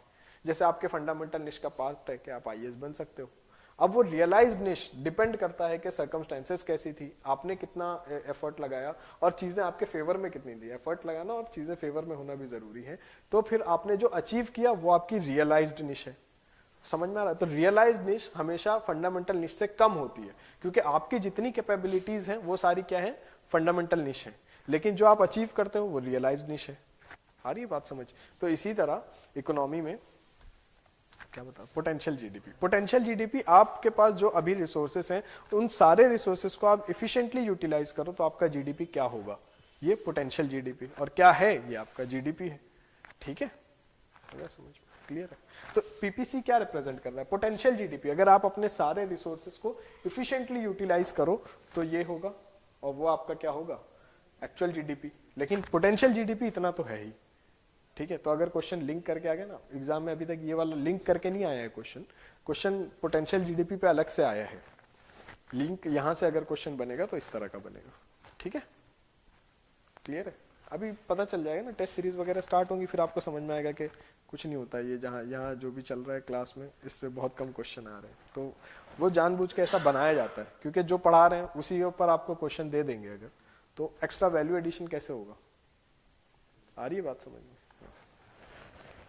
टेस्ट सीरीज अच्छे से देना। ठीक है, it shows maximum potential of an economy at any given point of time with respect to production of goods and services. ठीक है, बाकी वो एग्जांपल है फूड और क्लोथ्स, तो वो मैंने बता दिया। मार्जिनल अपॉर्चुनिटी कॉस्ट कैसे आ रही है? देखो, कितने फूड के यूनिट आप सेक्रीफाइस करते जा रहे हो, वो मार्जिनल अपॉर्चुनिटी कॉस्ट है। इसमें मार्जिनल अपॉर्चुनिटी कॉस्ट क्यों निकाल पाया मैं? क्योंकि मैंने एक एक यूनिट ही बढ़ाई है क्लोथ की। वो जो टेबल आपको दिया हुआ, ये जो टेबल आपको दिया हुआ है, ये टेबल में मार्जिनल अपॉर्चुनिटी कॉस्ट क्यों आ रही है? क्योंकि ये हमेशा एक ही यूनिट से बढ़ रहा है। ये है ना, ये 0 1 2 3 4 एक एक यूनिट से ही बढ़ा है, एक एक यूनिट से बढ़ा है, तो जितने यूनिट सेक्रीफाइस किए वो मार्जिनल अपॉर्चुनिटी कॉस्ट हो गई। क्या है इधर बताना जल्दी से, इस कॉलम में क्या क्या है उधर?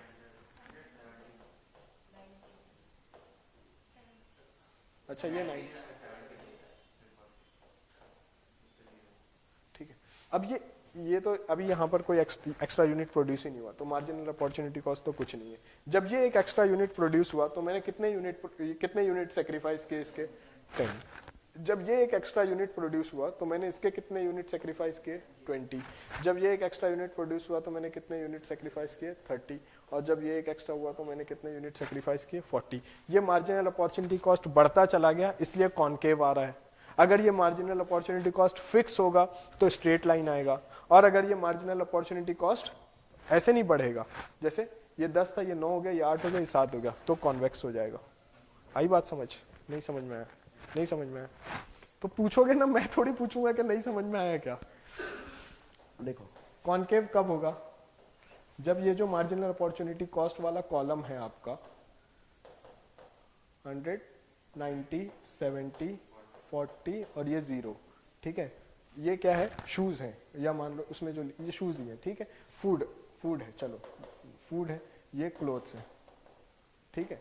क्लोथ का एक यूनिट, यहाँ पे कुछ भी यूनिट प्रोड्यूस नहीं किया तो मार्जिनल अपॉर्चुनिटी कॉस्ट भी कुछ नहीं है। यहाँ पे क्या किया मैंने? एक यूनिट प्रोड्यूस किया, कितने यूनिट सेक्रीफाइस किए? 10। मार्जिनल अपॉर्चुनिटी कॉस्ट कितनी हो गई क्लोथ को प्रोड्यूस करने की? 10 फूड आइटम्स या 10 क्लोथ्स, शूज, जो भी, तो यहाँ पे 10 यूनिट। ये फिर सेकेंड यूनिट प्रोड्यूस किया तो मेरे को कितना सेक्रीफाइस करना पड़ रहा है? 20। क्यों ज्यादा सेक्रीफाइस करना पड़ रहा है? क्योंकि और ज्यादा रिसोर्सेस लगाने पड़ेंगे। आ रही है बात समझ? फिर ये एक यूनिट और प्रोड्यूस करना है तो ये 30 सेक्रीफाइस करना पड़ा, 70 - 40 30। फिर यहाँ पर एक यूनिट और प्रोड्यूस कर रहा हूँ तो मैं 40 यूनिट सेक्रीफाइस कर रहा हूँ। ये मार्जिनल अपॉर्चुनिटी कॉस्ट का कॉलम है, इसको आप ध्यान से देखो, ये बढ़ रहा है ना, तो ये बढ़ रहा है तो मार्जिनल अपॉर्चुनिटी कॉस्ट का कर्व जो है पीपीसी वो ऐसा आएगा, ठीक है। अगर ये फिक्स होता 10 10 10 10 10 तो ये मार्जिनल अपॉर्चुनिटी कॉस्ट ऐसा आता, और अगर ये घट रहा होता 10 से 5, 5 से 4, 3 2 तो मार्जिनल पीपीसी कर्व ऐसे आता। ये समझा रहा था, आगे समझ में? अभी आ गया? ठीक है, कुछ डाउट है इसमें? एक बार देख लें क्या क्या पढ़ लिया है हमने, है ना।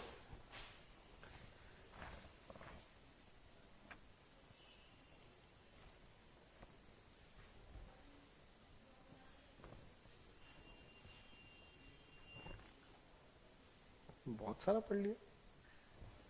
अच्छा है, पहले से था। क्या है ये?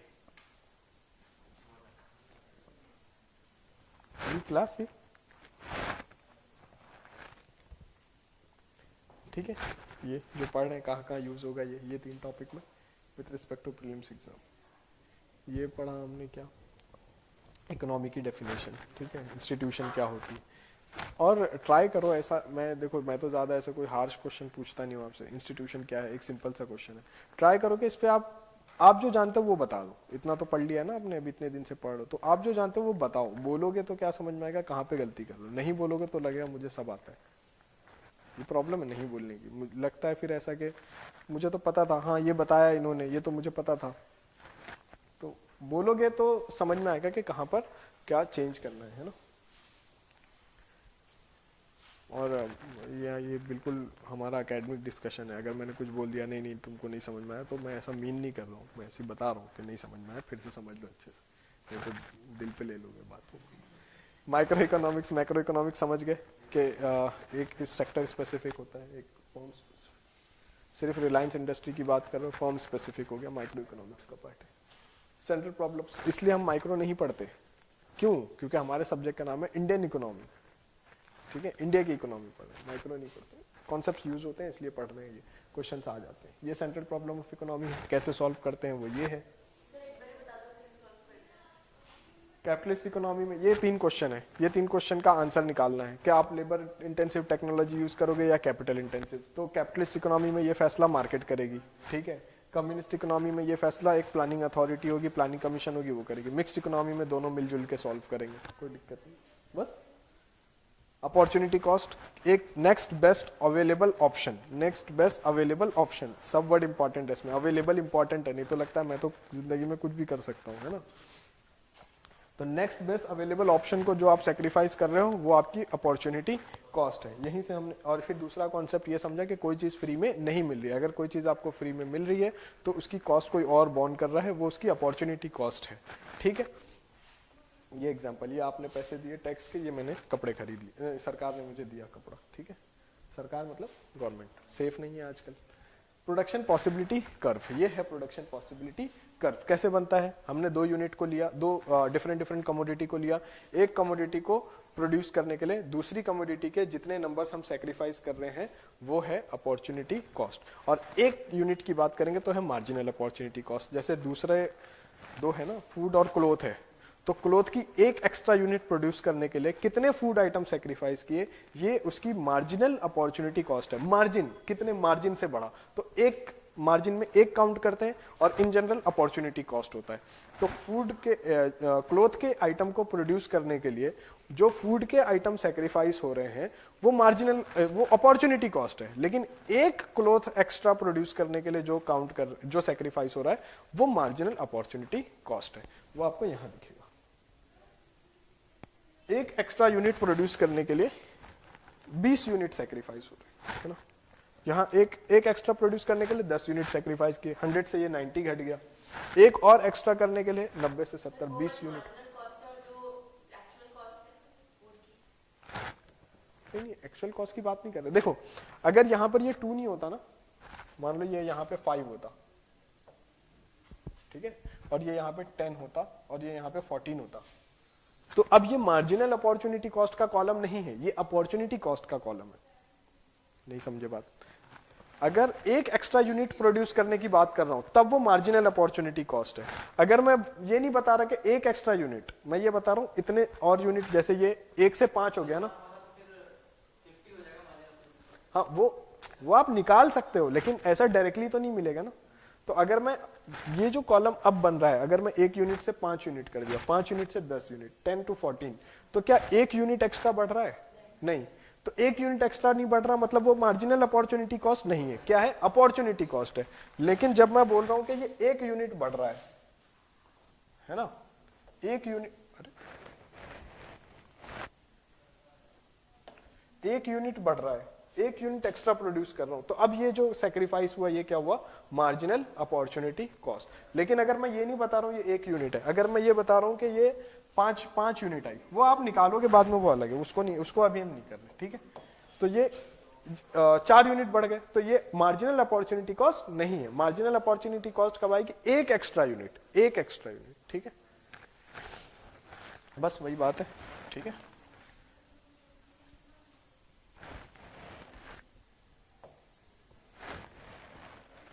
अच्छा ये भी सही है।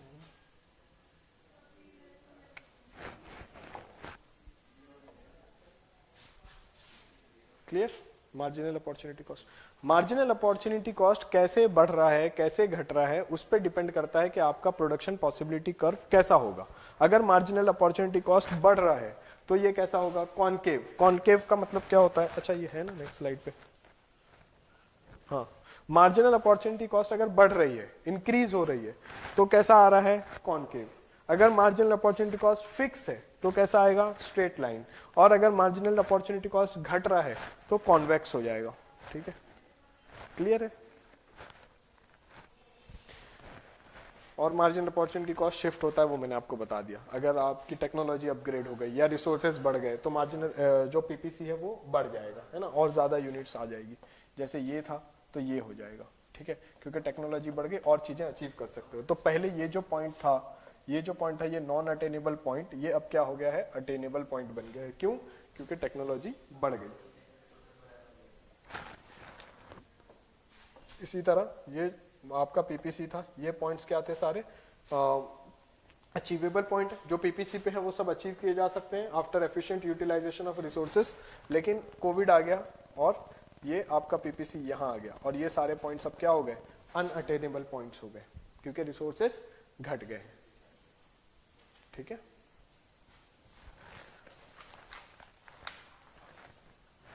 तो वो दिखा दिया है आपको पीपीसी का शिफ्ट विफ्ट, है ना। फिर आ जाते हैं अब हम डिमांड एंड सप्लाई पे। तो theory of demand, theory of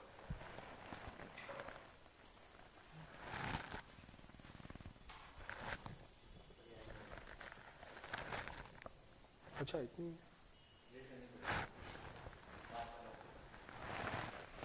ये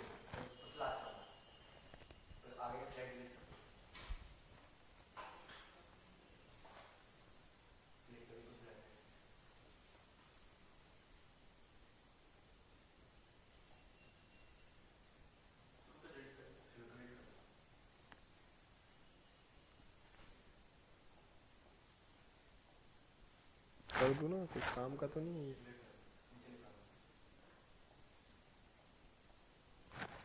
पक्का ना काम का नहीं है ना, बोलो इन लोग ने बोला डिलीट करना। ठीक है, अब हम आते हैं डिमांड सप्लाई पे। थोड़ा सा ध्यान देना है इसको, ये सब जितनी चीजें थी वो इसीलिए थी ताकि वो उसको आप ध्यान से सुनोगे। ठीक है,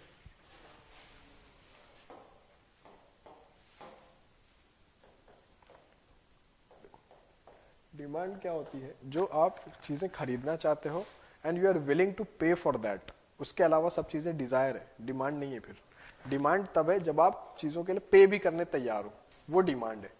जो आप सिर्फ सोच रहे हो ना ख्वाबों में, मेरे को ये भी चाहिए वो भी चाहिए, वो सब डिजायर है, वो डिमांड नहीं है। तो डिमांड क्या है, for which you are willing to pay, ये डिमांड है। चलो ठीक है भाई, तो इसमें ये होता है सिंपल, जो लॉ ऑफ डिमांड ये बोलता है। डिमांड समझ में आ गया क्या है, तो मैं एक्सप्लेन नहीं कर रहा हूँ अभी। डिमांड ये है जो चीजें आपको चाहिए और आप पे करने के लिए रेडी हो, वो डिमांड है। जो चीजें चाहिए वो डिमांड नहीं है, वो डिजायर है।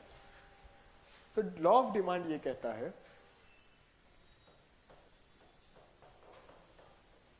अच्छा सारी चीजें लॉ ऑफ डिमांड सेटिस्फाई नहीं करती, ये भी मैं बता दूंगा अभी, ठीक है। लेकिन इन जनरल चूंकि ज्यादा चीजों को कवर कर रही है तो लॉ ऑफ डिमांड हो गया। जो चीजें कवर नहीं कर रही वो एक्सेप्शन हो गया। ठीक है, तो लॉ, कोई भी लॉ पढ़ोगे तो एक्सेप्शन सब जगह है ना, केमिस्ट्री बेस्ट एग्जांपल है। तो लॉ ऑफ डिमांड में एक चीज क्या हो गई कि अगर प्राइस बढ़ता है, इफ प्राइस राइजेस, तो डिमांड आप क्या कर दोगे, कम कर दोगे। इसी को बोलते हैं क्वांटिटी डिमांड, क्वांटिटी डिमांड। ठीक है, क्वांटिटी डिमांड रेट ये क्या हो जाएगी, डिक्रीज हो जाएगी।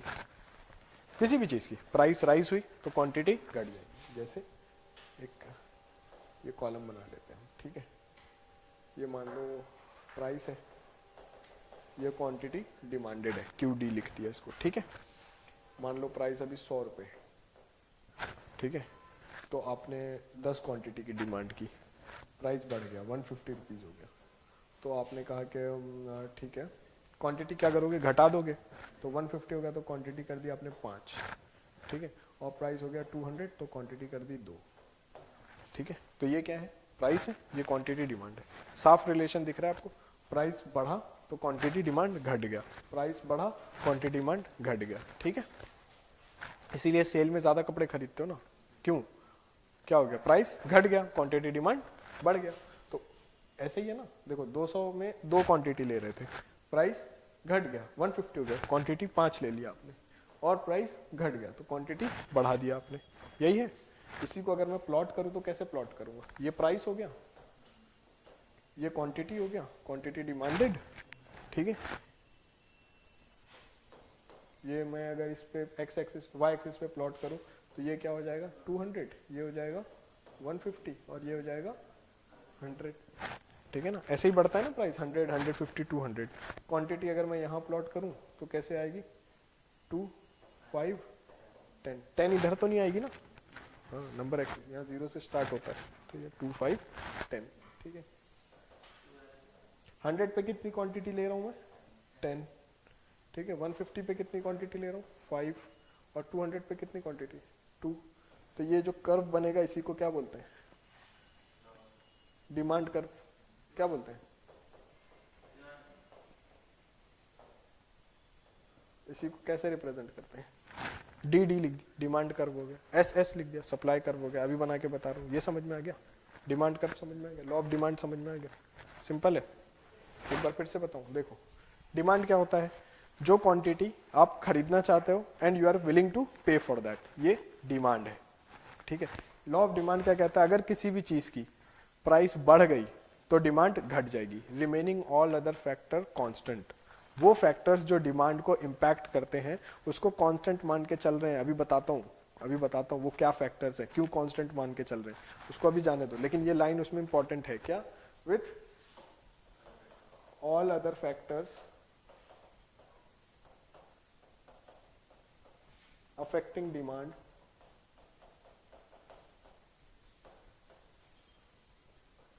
remains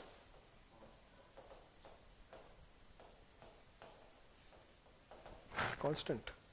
वो अदर फैक्टर्स में इनकम है, यूजर का इनकम। अगर आपकी इनकम बढ़ गई ना, तो फिर ये इससे फर्क पड़ेगा आपको? नहीं पड़ेगा, इनकम बहुत है आपके पास, कोई फर्क नहीं पड़ेगा, सेल में नहीं खरीदना है फिर आपको। आ गई ना बात समझ में? हाँ। तो ये फिर ये मैंने प्लॉट किया है बस इसको, ये तो कुछ भी नहीं है, ये इसका प्लॉट है। यही समझ में आ गया अगर कि 100 प्राइस था तो 10 क्वांटिटी लिया मैंने, प्राइस 150 हो गया, मतलब प्राइस बढ़ गया तो डिमांड क्वांटिटी घट गई, और प्राइस बढ़ गया तो और क्वांटिटी डिमांड घट गई। ठीक है, अगर मैं यहाँ पर ये नहीं ऐड करूँ ना डिमांड में कि विलिंग टू पे, तो आपकी डिमांड हमेशा कांस्टेंट रहेगी। क्यों? प्राइस कितना भी हो आपको तो 10 चाहिए। आई बात समझ? तो ये तो कब होता, जब you are not willing to pay. But यहाँ पर क्या है, यू आर विलिंग टू पे, पैसे देने आपको पता है, क्रेडिट कार्ड नहीं है, पैसे देने हैं। तो पैसे देने, इसका मतलब आपकी डिमांड ऑटोमेटिकली घट जाएगी प्राइस बढ़ने से। ये लॉ ऑफ डिमांड है। ये कहाँ अप्लाई नहीं होगा वो मैं बताऊंगा, लेकिन अभी तो ये समझ गए ना आप। बिल्कुल होती है, अभी हो रही है ना प्रैक्टिकल लाइफ में। अगर अभी मैं कोई कोर्स लॉन्च कर दूं और उसकी प्राइस बहुत कम रख, तुरंत एडमिशन ले लोगे। लेकिन कोई कोर्स लॉन्च कर दूं, प्राइस हाई रहेगी, तो आप सोचोगे क्या पता, लेना है, देखते हैं, चलो मिल जाएगा फ्री में कहीं वीडियो। तो आई बात समझ? प्रैक्टिकल, बिल्कुल प्रैक्टिकल है ये तो, है ना। अनियन का प्राइस बढ़ जाता है तो क्या होता है, मार्केट से अनियन गैप कर देते हैं, बहुत कम लेते हैं। क्लियर? लेकिन इसमें एक चेंज है, वो क्या चेंज है, पहले थोड़ा सा पढ़ ले, नोट्स देखना है ना, ये पढ़ना यही है आपको घर जाके, इसको जल्दी से देखिए। Demand is the quantity of a commodity that an individual is willing to purchase. अच्छा, कमोडिटी में यहाँ दोनों चीजें, goods as well as services. तो ये मत समझना कि सर्विसेज नहीं है, तो सर्विसेज भी है भाई, एजुकेशन, हाँ, क्लासेस याद रखना हर जगह, तो याद रहेगा कि एजुकेशन भी इसका पार्ट है, सर्विसेज भी। Demand is the quantity of a commodity that is goods and services that an individual is willing to purchase at a given price and at a given point of time. ठीक है, time के हिसाब से चीजें change हो जाती हैं। अभी सर्दी में गर्मी के कपड़े कोई नहीं खरीद रहा, गर्मी में सर्दियों के कपड़े कोई नहीं खरीदेगा, तो कितने भी सस्ते हो जाए, quantity demanded come, until and unless आप बहुत ज्यादा शॉपोहोलिक हो, आपको लग रहा है कि नहीं चलो खरीद के रख लेते हैं, गर्मी में पहन लेंगे, है ना। ऐसे भी लोग होते हैं। According to the law of demand, as price of commodity increase, अगर प्राइस बढ़ रहा है, कहाँ गया अपना स्लाइड, अगर प्राइस बढ़ रहा है तो क्वांटिटी क्या हो जाएगा, घट जाएगा। According to the law of demand, as price of commodity increases, quantity demand decreases, and as the price of commodity decreases, ये प्राइस घटा तो क्वांटिटी डिमांड बढ़ गया, 2 से 5 हो गया, 5 से 10 हो गया। क्यों? क्योंकि प्राइस घटा। ठीक है, और इंपॉर्टेंट लाइन क्या है, all other factors affecting demand remains constant. उसको जरूरी है लिखना, मेंशन करना। क्यों?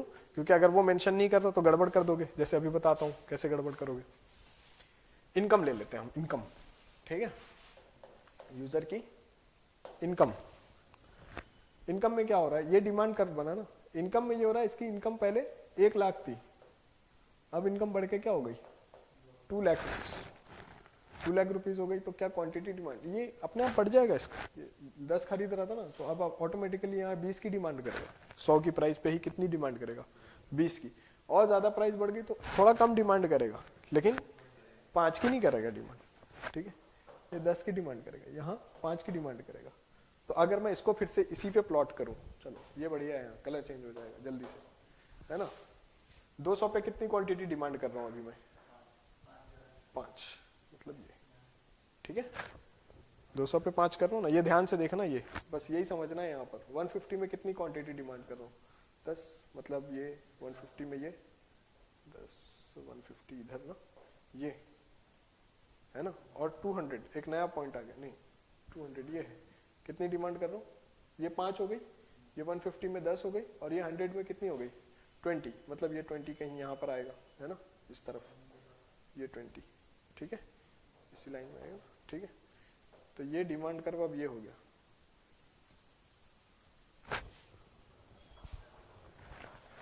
अब एक चीज समझना, ठीक है, जब मेरा डिमांड कर्व, मैं डिमांड कर्व पे हूं और डिमांड कर्व पे स्लाइड कर रहा हूं आगे पीछे, ये डिमांड कर्व है, प्राइस घट रहा बढ़ रहा है, तो इसको बोलते हैं contraction and expansion of demand. Confuse हो जाओगे पक्का। ये डिमांड कर्व है, ठीक है। जब तक मैं डिमांड कर्व पे मूव कर रहा हूं, इधर से इधर आया, इधर से इधर आया, इसको क्या बोलते हैं, कॉन्ट्रैक्शन एंड एक्सपांशन। डिमांड बढ़ रहा है, एक्सपांशन ऑफ डिमांड, डिमांड घट रहा है, कॉन्ट्रैक्शन ऑफ डिमांड, ठीक है, सिंपल। शिफ्ट हो रहा है तो अलग बात है, शिफ्ट पे नहीं जा रहे हम। कॉन्ट्रैक्शन एंड एक्सपांशन कहां होता है, जब डिमांड कर्व पे ही मूव कर रहे हो तो कॉन्ट्रैक्शन एंड एक्सपांशन हो रहा है, ठीक है। ये डिमांड बढ़ा के घटा,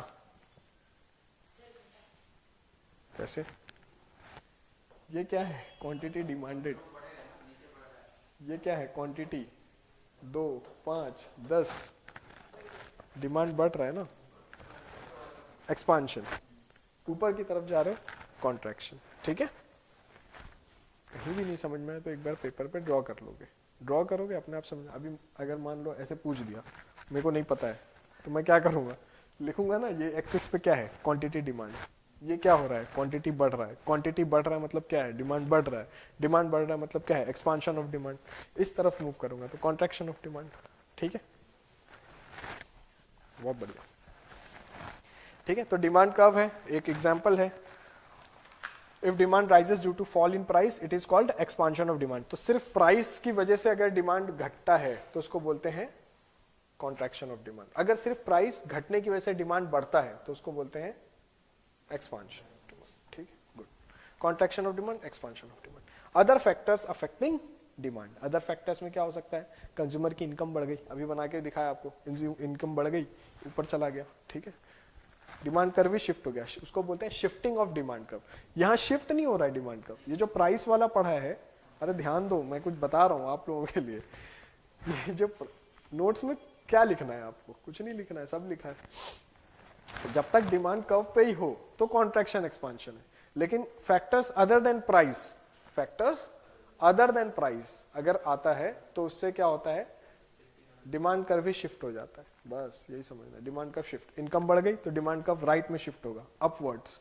अगर इनकम घट गई तो डिमांड कर्व लेफ्ट में शिफ्ट हो जाएगा, डाउनवर्ड्स। राइट लेफ्ट आ रहा है समझ, राइट मतलब बढ़ गया, दिख रहा है ना, ये बढ़ गया, ये चीजें बढ़ गई सब, ये 10 का 20 हो गया, और अगर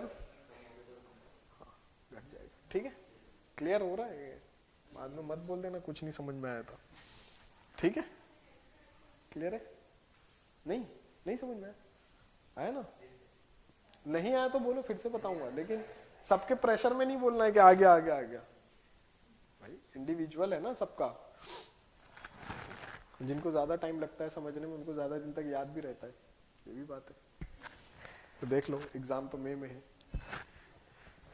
ठीक है। तो डिमांड कर्व ये यहां पे बताता हूं तो ज्यादा आसानी से समझ में आएगा। कहां गई स्लाइड, ये देखो, इनकम बढ़ गई थी ना, तो डिमांड कर्व इधर से उछल के इधर आ गया, इसको बोलते हैं शिफ्टिंग राइटवर्ड्स।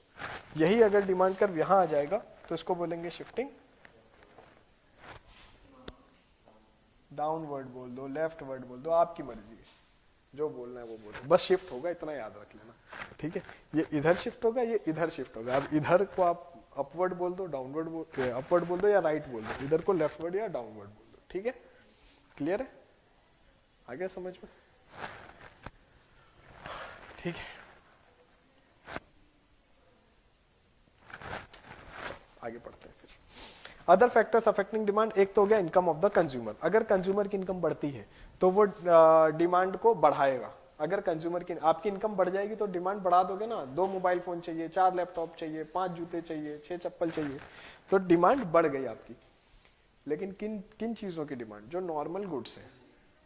लेकिन जो चीजें मान लो इंफीरियर गुड्स है, इंफीरियर गुड्स फॉर एग्जांपल, अगर अब आपकी कैपेसिटी कार खरीदने की है तो बाइक इंफीरियर हो गई, बाइक खरीदने की है तो साइकिल इंफीरियर हो गई, साइकिल खरीदने के तो जूते इंफीरियर हो गए, ठीक है। नहीं ना, ऐसा नहीं है, ध्यान रखना है मैं क्या बोल रहा हूँ, जूते इंफीरियर नहीं, जूते और साइकिल का क्या कॉम्बिनेशन है, ठीक, हाँ वही समझते हैं, हाँ हाँ हाँ, हाँ सब, हाँ तो देखो मैं क्या बता रहा था, इंफीरियर गुड में ऐसा नहीं होगा, इंफीरियर गुड में ऐसा नहीं होगा। इंफीरियर गुड्स क्या होते हैं? इंफीरियर गुड्स वो गुड्स होते हैं जिनकी अब आपको जरूरत नहीं है, वो इंफीरियर गुड्स हो गए। तो इंफीरियर गुड्स में क्या होगा, आपको मतलब अभी कार की कैपेसिटी है, you are willing to pay for car, you are willing to purchase a car, तो बाइक आपके लिए क्या हो गई? इंफीरियर हो गई। जैसे बाइक खरीद लिया आपने तो साइकिल छोड़ दी ना, अब साइकिल थोड़ी खरीदोगे, तो साइकिल की डिमांड घट गई ना, साइकिल की डिमांड घट गई। हालांकि कुछ नहीं हुआ है, प्राइस साइकिल का चेंज नहीं हुआ है, प्राइस बाइक का चेंज नहीं हुआ है, लेकिन आपकी इनकम बढ़ गई, उस वजह से चेंज हुआ है। आई बात समझ? एक और चीज इसमें, जब ये पढ़ रहे हैं तो हम इसी में ये पढ़ सकते हैं, changes of preference, taste and preference. आपको किसी ने बता दिया कि ग्रीन टी पियो, हेल्दी रहोगे, है ना, एंटीऑक्सीडेंट है, सब जो जितने भी टॉक्सिसिटी है सब बाहर कर देगा, ये कर देगा, वो कर देगा, प्रोटीन पाउडर खा लो। टेस्ट एंड प्रेफरेंस चेंज हुआ, डिमांड बढ़ गई। Taste and preference favourably change होगा तो डिमांड बढ़ेगी, अनफेवरेबली चेंज होगा तो डिमांड घटेगी। जैसे अभी चल रहा है चीनी, cut down your sugar, cut down your sugar, sugar की डिमांड घट जाएगी, लेकिन नहीं घटेगी। आप देखो सब चीज में शुगर है, फ्रूट जूस से लेके कोको कोला से लेके सब चीज में, बिस्किट में शुगर है जितनी तो उसमें नहीं है, फ्रूट जूस में, उससे ज्यादा शुगर तो बिस्किट में है। खैर उस पर अभी हम नहीं बात करें, न्यूट्रिशन हमारा टॉपिक नहीं है।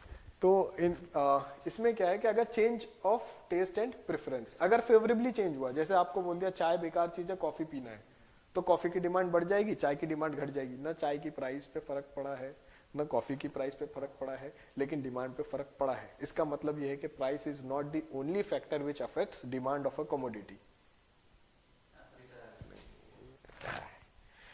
देखो प्राइस अकेला फैक्टर नहीं है जिससे डिमांड घटती या बढ़ती है, बहुत सारे फैक्टर्स हैं, जिसमें एक फैक्टर हमने क्या देखा, इनकम। अगर आपकी इनकम बढ़ी तो डिमांड बढ़ गई, इनकम घटी तो डिमांड, इसका प्राइस से कोई लेना देना है नहीं है। बस यही तो मैं बता रहा हूं कि price is not the only factor. Change of preference, sugar की प्राइस घटी या बढ़ी नहीं है, शुगर की प्राइस फिक्स है, लेकिन आपका प्रेफरेंस घट गया बढ़ गया, आप बोल रहे हो नहीं विदाउट शुगर टी चाहिए मेरे को, शुगर नहीं चाहिए, तो शुगर की डिमांड घट गई, लेकिन शुगर की प्राइस पे कोई फर्क नहीं पड़ा है। क्लियर है? यही समझना है, और कुछ है ही नहीं इसमें समझने के लिए। नॉर्मल गुड्स और इंफीरियर गुड्स में मैं ये बता रहा था कि इंफीरियर गुड्स की डिमांड अपने आप घट जाएगी अगर आपकी इनकम बढ़ रही है तो, है ना। अरे भाई लोकल क्लोथ्स भी होते हैं, है ना, सरोजनी वाले, लेकिन आपकी इनकम बढ़ गई है तो अब आप नहीं जाओगे, आप बोलोगे नहीं नहीं चलो सीपी चलते हैं। तो क्या किया आपने, इंफीरियर गुड को छोड़ दिया, इंफीरियर गुड की डिमांड घट गई। क्यों घटी? आपकी इनकम बढ़ने की वजह से। उसकी प्राइस वही है 350 रुपए, ठीक। प्राइस ऑफ रिलेटेड गुड्स बहुत इंपॉर्टेंट है। देखो कैसे आपने कुछ नहीं किया तो भी होता है ना, आपके ऊपर कुछ तो हो गया, वो इसकी वजह से होता है। Related goods, bread and butter, bread and butter complementary good है। कॉम्प्लीमेंट्री गुड मतलब अगर आप ब्रेड खरीद रहे हो तो बटर भी खरीदोगे, बराबर, ब्रेड खरीद रहे हो तो बटर भी खरीदोगे। क्रिकेट खेलना है, बैट खरीद लिया तो बॉल भी खरीदोगे, है ना, खाली बैट खरीद के क्या करोगे, तलवार तो नहीं चलानी। तो अब ये कॉम्प्लीमेंट्री गुड का कॉन्सेप्ट ये है, ये हो गया, ठीक है।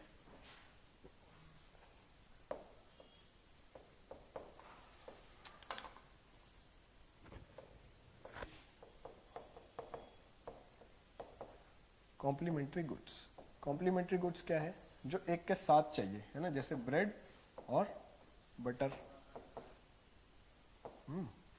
Bat and ball, car and fuel, ठीक है। बिना फ्यूल के क्या करोगे कार का, है ना। ये कैसी गुड्स है, कॉम्प्लीमेंट्री। अब मान लो यहां पे ब्रेड की प्राइस बढ़ी, ब्रेड की प्राइस बढ़ी, है ना, तो ब्रेड की डिमांड पे क्या फर्क पड़ेगा, बहुत अच्छे, बस यही समझना चाह रहा हूं मैं। ब्रेड की प्राइस बढ़ी तो ब्रेड की डिमांड घटेगी, लेकिन ब्रेड के साथ साथ आप क्या खरीदते हो, बटर, तो ब्रेड की डिमांड अगर घटी तो बटर की डिमांड भी क्या होगी, बस बहुत बढ़िया, कॉम्प्लीमेंट्री है। कॉम्प्लीमेंट्री गुड्स में क्या होगा, अगर आपके गुड ए की क्वांटिटी घटी, सॉरी डिमांड घटी, तो जो कमोडिटी बी है, गुड बी है, उसकी भी डिमांड अपने आप घट जाएगी। क्यों? They are complementing each other, दोनों एक साथ यूज होते हैं, ठीक है, शू और सॉक्स। बस बहुत बढ़िया, फिर तो समझ गए आप। एक और इसमें है, एक और समझ लेंगे बस, ये है सब्स्टिट्यूट गुड्स।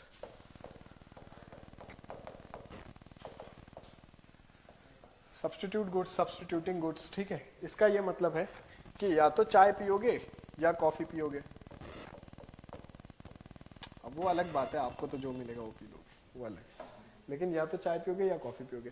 अगर टी की डिमांड बढ़ रही है, छोड़ो डिमांड पे नहीं जाते, टी पाउडर जो है, जो चाय पत्ती है, टी की प्राइस क्या हो गई, बढ़ गई।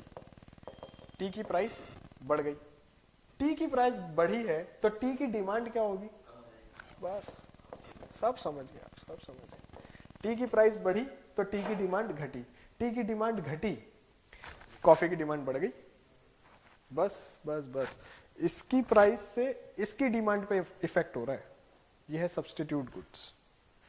इसकी प्राइस से इसकी डिमांड पे इफेक्ट हो रहा है, यह है कॉम्प्लीमेंट्री गुड्स। ये बढ़ने से ये भी बढ़ता है तो कॉम्प्लीमेंट्री है, ये बढ़ने से ये घटता है तो सब्स्टिट्यूट है। या फिर उल्टा समझ लो, सब्स्टिट्यूट गुड में ये बढ़ने से ये घटता है, कॉम्प्लीमेंट्री गुड में ये बढ़ने से ये भी बढ़ता है। बस क्लियर है, आ गया समझ में, बिल्कुल आसपास हो रहा है इकोनॉमिक्स आपके। चाय कॉफी, इकोनॉमिक्स का है इसमें, है ना। सब्स्टिट्यूट गुड्स, कॉम्प्लीमेंट्री गुड्स, ये क्या है कि उसी गुड का प्राइस दूसरे चीजों के डिमांड को भी अफेक्ट करता है। दूसरी चीजें या तो सब्स्टिट्यूट हो सकती हैं या कॉम्प्लीमेंट्री। कॉम्प्लीमेंट्री है तो जो उसका हो रहा है वही हमारा होगा, सब्स्टिट्यूट है तो जो उसका हो रहा है उसका अपोजिट हमारा होगा। ठीक है, एक बार और समझाना है क्या, नहीं ना, क्लियर है। बस देखो मेरा काम समझाना है, आप आए इसलिए हो तो 10 बार बोलोगे 10 बार समझाऊंगा मैं। गिफन गुड्स और वेबलेन गुड्स लिखा हुआ है। देखो गिफन गुड क्या होते हैं, गिफन गुड वो होते हैं जिसके सब्स्टिट्यूट अवेलेबल है नहीं। जैसे सॉल्ट, खाने में सॉल्ट नहीं डालोगे तो डालोगे क्या, टमाटर, नहीं ना। तो अगर सॉल्ट की प्राइस बढ़ती है तो आप क्या करोगे, उसकी डिमांड बढ़ा दोगे। क्यों, आपको लगा फ्यूचर में और बढ़ गई तो क्या होगा, है ना। पोटैटो, आलू खा खा के लोग आलू हो गए क्योंकि सब्स्टिट्यूट नहीं है ना। क्यों नहीं है सब्स्टिट्यूट, क्योंकि इंडिया में नहीं है आलू की, वो है स्टेपल है हमारा, सब चीज में आलू होता है हमारे यहाँ, ठीक है। तो ये चीजें क्या है, गिफन गुड्स है। ये law of demand and supply को नहीं मानते, ये नहीं मानते कि प्राइस बढ़ी तो डिमांड घटा दो, नहीं नहीं, डिमांड बढ़ाओ और चाहिए स्टोर कर लो लेके, है ना। स्पेकुलेशन की वजह से होता है जनरली ऐसा, ठीक है। तो poor quality inferior goods whose demand increases with increase in price, demand decreases with decrease in price। Store कब करोगे, नमक 5 किलो लाके कब रख लोगे घर में, जब लगेगा कि नमक की प्राइस आगे बढ़ गई तो, नहीं मिला मार्केट में तो। लेकिन नमक की प्राइस घट गई तो थोड़ी स्टोर करोगे। वेबलेन गुड्स जो शो ऑफ, तो वो फिर इनकम बढ़ेगी तो, इनकम बढ़ेगी तो, है ना। एक एंटिक्स ला के रख दिया यहाँ, सोने की चिड़िया लटका दी इधर पे, ठीक है। तो वो सब क्या है, वेबलेन गुड्स, उस पे नहीं जाना। कॉम्प्लीमेंट्री गुड समझ गए, टेस्ट एंड प्रेफरेंस समझ गए, ठीक है, बहुत बढ़िया। सप्लाई बहुत आसान है, सप्लाई अगर आप डिमांड समझ चुके हो तो भी सप्लाई समझ लोगे, अगर आप डिमांड नहीं समझो तो भी सप्लाई समझ लोगे, कोई रिलेवेंस नहीं है उसका यहाँ पर। ये मैं बताता हूँ आपको, इधर देखो सप्लाई बहुत आसान है। बस ये एक चीज करनी है आपको कि जब आप लॉ ऑफ सप्लाई पढ़ रहे हो तो अपने आप को सप्लायर समझोगे, कंज्यूमर नहीं। जिस तरह डिमांड पढ़ते समय आप अपने आप को क्या समझ रहे थे, कंज्यूमर ना, कि प्राइस बढ़ गई तो डिमांड कम कर दोगे, क्यों, कंज्यूमर हो आप। लेकिन सप्लायर के टाइम पे आप ये नहीं समझोगे, लॉ ऑफ सप्लाई के टाइम पे। लॉ ऑफ सप्लाई के टाइम पे आप क्या बन जाओगे, सप्लायर। तो समझ में आएगा लॉ ऑफ सप्लाई, नहीं तो लगेगा ये क्या हो रहा है ये, है ना। इससे सप्लाई में क्या होगा, सप्लाई में क्या है, सप्लाई वही है, the quantity which a supplier wants to supply in the market at a given price at a given time, ठीक है, यही सप्लाई है, ठीक है।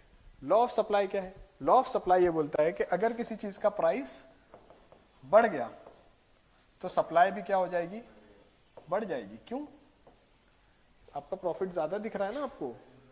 अरे भाई अभी कोर्स मिल रहा है आपको 50,000 में, है ना। अब कोर्स आपको ऑफर किया गया 70,000 में, आप नहीं ले रहे हो, आप नहीं ले रहे हो, आप बोल रहे हो नहीं प्राइस बढ़ गया। क्यों, आप कंज्यूमर हो, आप डिमांड साइड पे हो, मैं सप्लाई साइड पे हूँ। मैंने बोला कि ठीक है ना, डिमांड छोड़ो, 4 लोग कम ज्वाइन करेंगे, लेकिन एक उस पे प्रॉफिट मेरा ज़्यादा हो रहा है, मैंने कोर्स की और एडवर्टाइजमेंट कर दी, न्यूज़पेपर पे, टीवी पे, मेट्रो पे, सब जगह कर दिया। क्यों? प्रॉफिट ज़्यादा आएगा। तो प्राइस बढ़ेगा तो मेरा मोटिवेशन भी बढ़ेगा सप्लाई करने का, है ना। बस यही बात है। हाँ, ऑल फैक्टर्स रिमेनिंग कांस्टेंट भाई, वो तो है ही, वो तो है ही। हाँ, वो उसके बिना तो काम ही नहीं। जैसे एग्जांपल में क्या दिया है बताना जरा, 10, 20, 30, 100, 150, 200। अभी देखो ना, अभी मैं बता रहा हूँ कैसे बढ़ रहा है। ये देखो, ये प्राइस है, ये क्वांटिटी है। बताना क्या प्राइस है?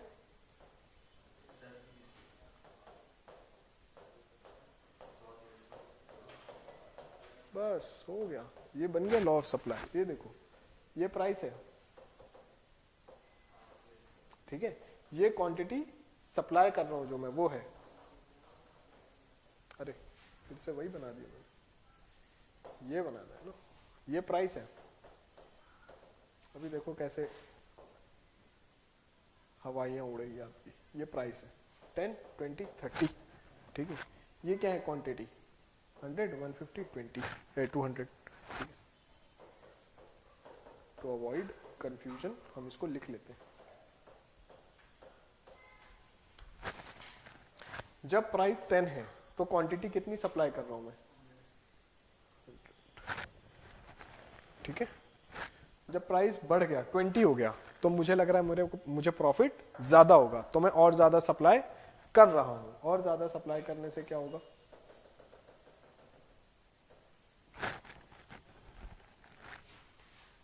प्राइस 30 रुपीज हो गया तो मुझे और ज्यादा प्रॉफिट होगा, मैंने और ज्यादा सप्लाई कर दिया। ये हो गया पॉइंट। और ये बन गया मेरा क्या? सप्लाई कर। आप बोलोगे अभी 10, 20, 30 लेके तो डाउनवर्ड स्लोप बना था, वो डिमांड साइड पे था। अगर वहां पर प्राइस बढ़ रहा था तो डिमांड घट रहा था, अगर वहां पे प्राइस बढ़ रहा था तो डिमांड घट रहा था, अगर वहां प्राइस घट रहा था तो डिमांड बढ़ रहा था। वो लॉ ऑफ डिमांड था, इसलिए वहां पर कर्व ऐसे आया। यहां पर क्या है? अगर प्राइस बढ़ रहा है तो सप्लाई और बढ़ रही है, क्योंकि मोटिवेशन ज्यादा है, प्रॉफिट ज्यादा है। आगे समझ में? ये सप्लाई, इसी को बोलते हैं सप्लाई कर्व। इसको ऐसे डिनोट कर दोगे, ऐसे लिख दोगे, ये हो गया सप्लाई कर्व। ठीक है, क्लियर? आगे समझ में कुछ डाउट है? नहीं, बस। तो ये सप्लाई कर्व है। ये सप्लाई कर्व पे मूव करोगे तो contraction of supply, expansion of supply, supply बढ़ेगी तो एक्सपांशन ऑफ सप्लाई, सप्लाई घटेगी तो कॉन्ट्रैक्शन ऑफ सप्लाई। शिफ्ट भी होता है इधर इधर, ठीक है। अभी पढ़ रहे हैं कहाँ शिफ्ट होता है। ये आ गया ना समझ में? बस देखो, the quantity of a commodity that a producer is willing to sell at a given price and at a given point of time according to law of supply, as price of commodity increases quantity supplied increases। quantity supply क्या हो रही है? increase हो रही है। as the price of commodity decreases quantity supplied decreases। अगर price मेरा क्या हो जाएगा? कम होगा तो मेरा मोटिवेशन कम है सप्लाई करने का। आप एक पेन यूज किया होगा आपने, लेक्सीफाई, याद है बचपन में स्कूल में? लेक्सीफाई एक पेन आती थी, 5 रुपए की आती थी, वो 10 साल बाद भी 5 ही रुपए की आती थी, ठीक है। बंद हो गई, बंद हो गई ना, फिर क्या मोटिवेशन नहीं है ना। इंडस्ट्रियल प्रोडक्ट्स का अभी हम ये तो मैंने ऐसा एज अ जोक शेयर कर दिया आपसे, लेकिन जब हम इंडस्ट्रीज चैप्टर पढ़ेंगे तो उसमें ये हमारी बहुत बड़ी समस्या है। बिस्लरी की बोतल 20 रुपए की आ रही है, तो 20 रुपए की आ रही है बहुत दिनों से, ठीक है। तो प्राइस नहीं बढ़ेगा तो मोटिवेशन नहीं बढ़ेगा। या तो फिर इकोनॉमीज ऑफ स्केल होना चाहिए। इकोनॉमीज ऑफ स्केल का मतलब है कि पहले मैं 10 बॉटल्स बेच रहा था तो अब मैं 20 बॉटल्स बेच पा रहा हूँ, तो ही मेरा मोटिवेशन है ना इंडस्ट्री में रहने का। नहीं तो इन्फ्लेशन है। इन्फ्लेशन क्या है? General rise of price of the commodity.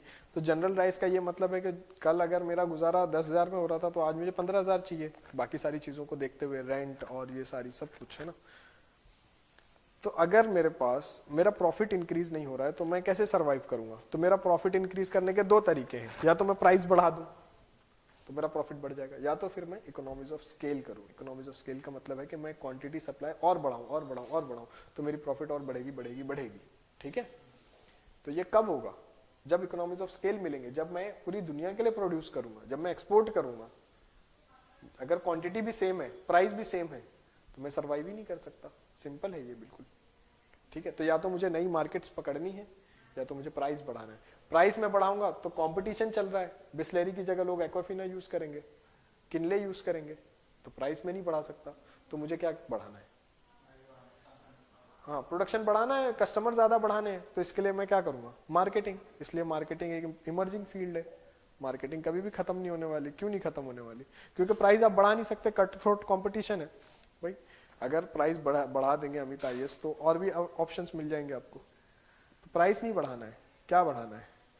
अपना जो पेनिट्रेशन है मार्केट में वो बढ़ाना है, ज्यादा स्टूडेंट आने चाहिए। तो इसके लिए क्या है? मार्केटिंग और अच्छे गूगल रेटिंग्स। ठीक है, चलो सप्लाई, लॉ ऑफ सप्लाई समझ गए, सप्लाई कर्व समझ में आ गया आपको। इसको घर जाके ना बनाना है, ठीक है? इसको घर जाके एक बार बना लोगे ना अपने हाथ से, ऐसे पेन पेंसिल लेके, स्केल मत ले लेना, ऐसी ऐसी बना लेना एक बार पॉइंट प्लॉट करके, तो समझ में आ जाएगा कि मैं क्या बना रहा था यहाँ पे। नहीं तो फिर घर जाओगे ना तो लगेगा सेम तो है, सब सेम तो है, सब सेम है, सब सेम लगेगा, फिर एग्जाम में भी सब सेम लगेगा। ठीक है, हाँ। Any increase in quantity supplied due to rise in price is called expansion of supply, और any decrease in quantity supplied due to fall in price is called as contraction of supply। वो bracket में लिखा है ना, हाँ, वो bracket वाला होगा तो ब्रैकेट वाला, ब्रैकेट वाला नहीं होगा तो नहीं ब्रैकेट वाला। ठीक है, any increase expansion of supply, any decrease लेकिन due to price, price change की वजह से अगर हो रहा है तो आप सप्लाई कर्व पे ही मूव करोगे। ये जो चीजें मैंने आपको बताई ना, ये कर्व पे ही मूव करोगे। कर्व पे मूव कर रहे हो तो एक्सपांशन और कॉन्ट्रैक्शन हो रहा है। ठीक है, इसके अलावा कर्व भी शिफ्ट हो सकता है। कर्व शिफ्ट हो गया तो उसको हम एक्सपांशन और कॉन्ट्रैक्शन नहीं बोलते। ठीक है, factors other than price of the commodity which affects supply. Number 1, technology. Technology बढ़ गई भाई, मेरे पास बड़ी मशीन आ गई, मतलब मेरे पास वो LCD स्क्रीन आ गई यहाँ पे। ठीक है, तो ये क्लास और बड़ी हो गई, सब जगह LCD लग गई, तो 1000 लोग मुझे देख पा रहे हैं, तो सप्लाई बढ़ गई, सप्लाई सर्विस की बढ़ गई ना। अभी 5 लोग हैं, 1000 लोग हो गए, सप्लाई बढ़ गई टेक्नोलॉजी की वजह से। लेवल ऑफ टैक्सेशन देखो, अगर सरकार ने किसी चीज पे टैक्स बढ़ाया है तो सप्लायर का प्रॉफिट घटा है। टैक्स बढ़ गया मतलब क्या? सप्लायर का प्रॉफिट घट गया। सप्लायर का प्रॉफिट घट गया मतलब सप्लायर का मोटिवेशन घट गया सप्लाई करने का, तो क्वांटिटी अपने आप घट जाएगी। आई बात समझ में? नहीं समझ में? अगर मेरे प्रोडक्ट पे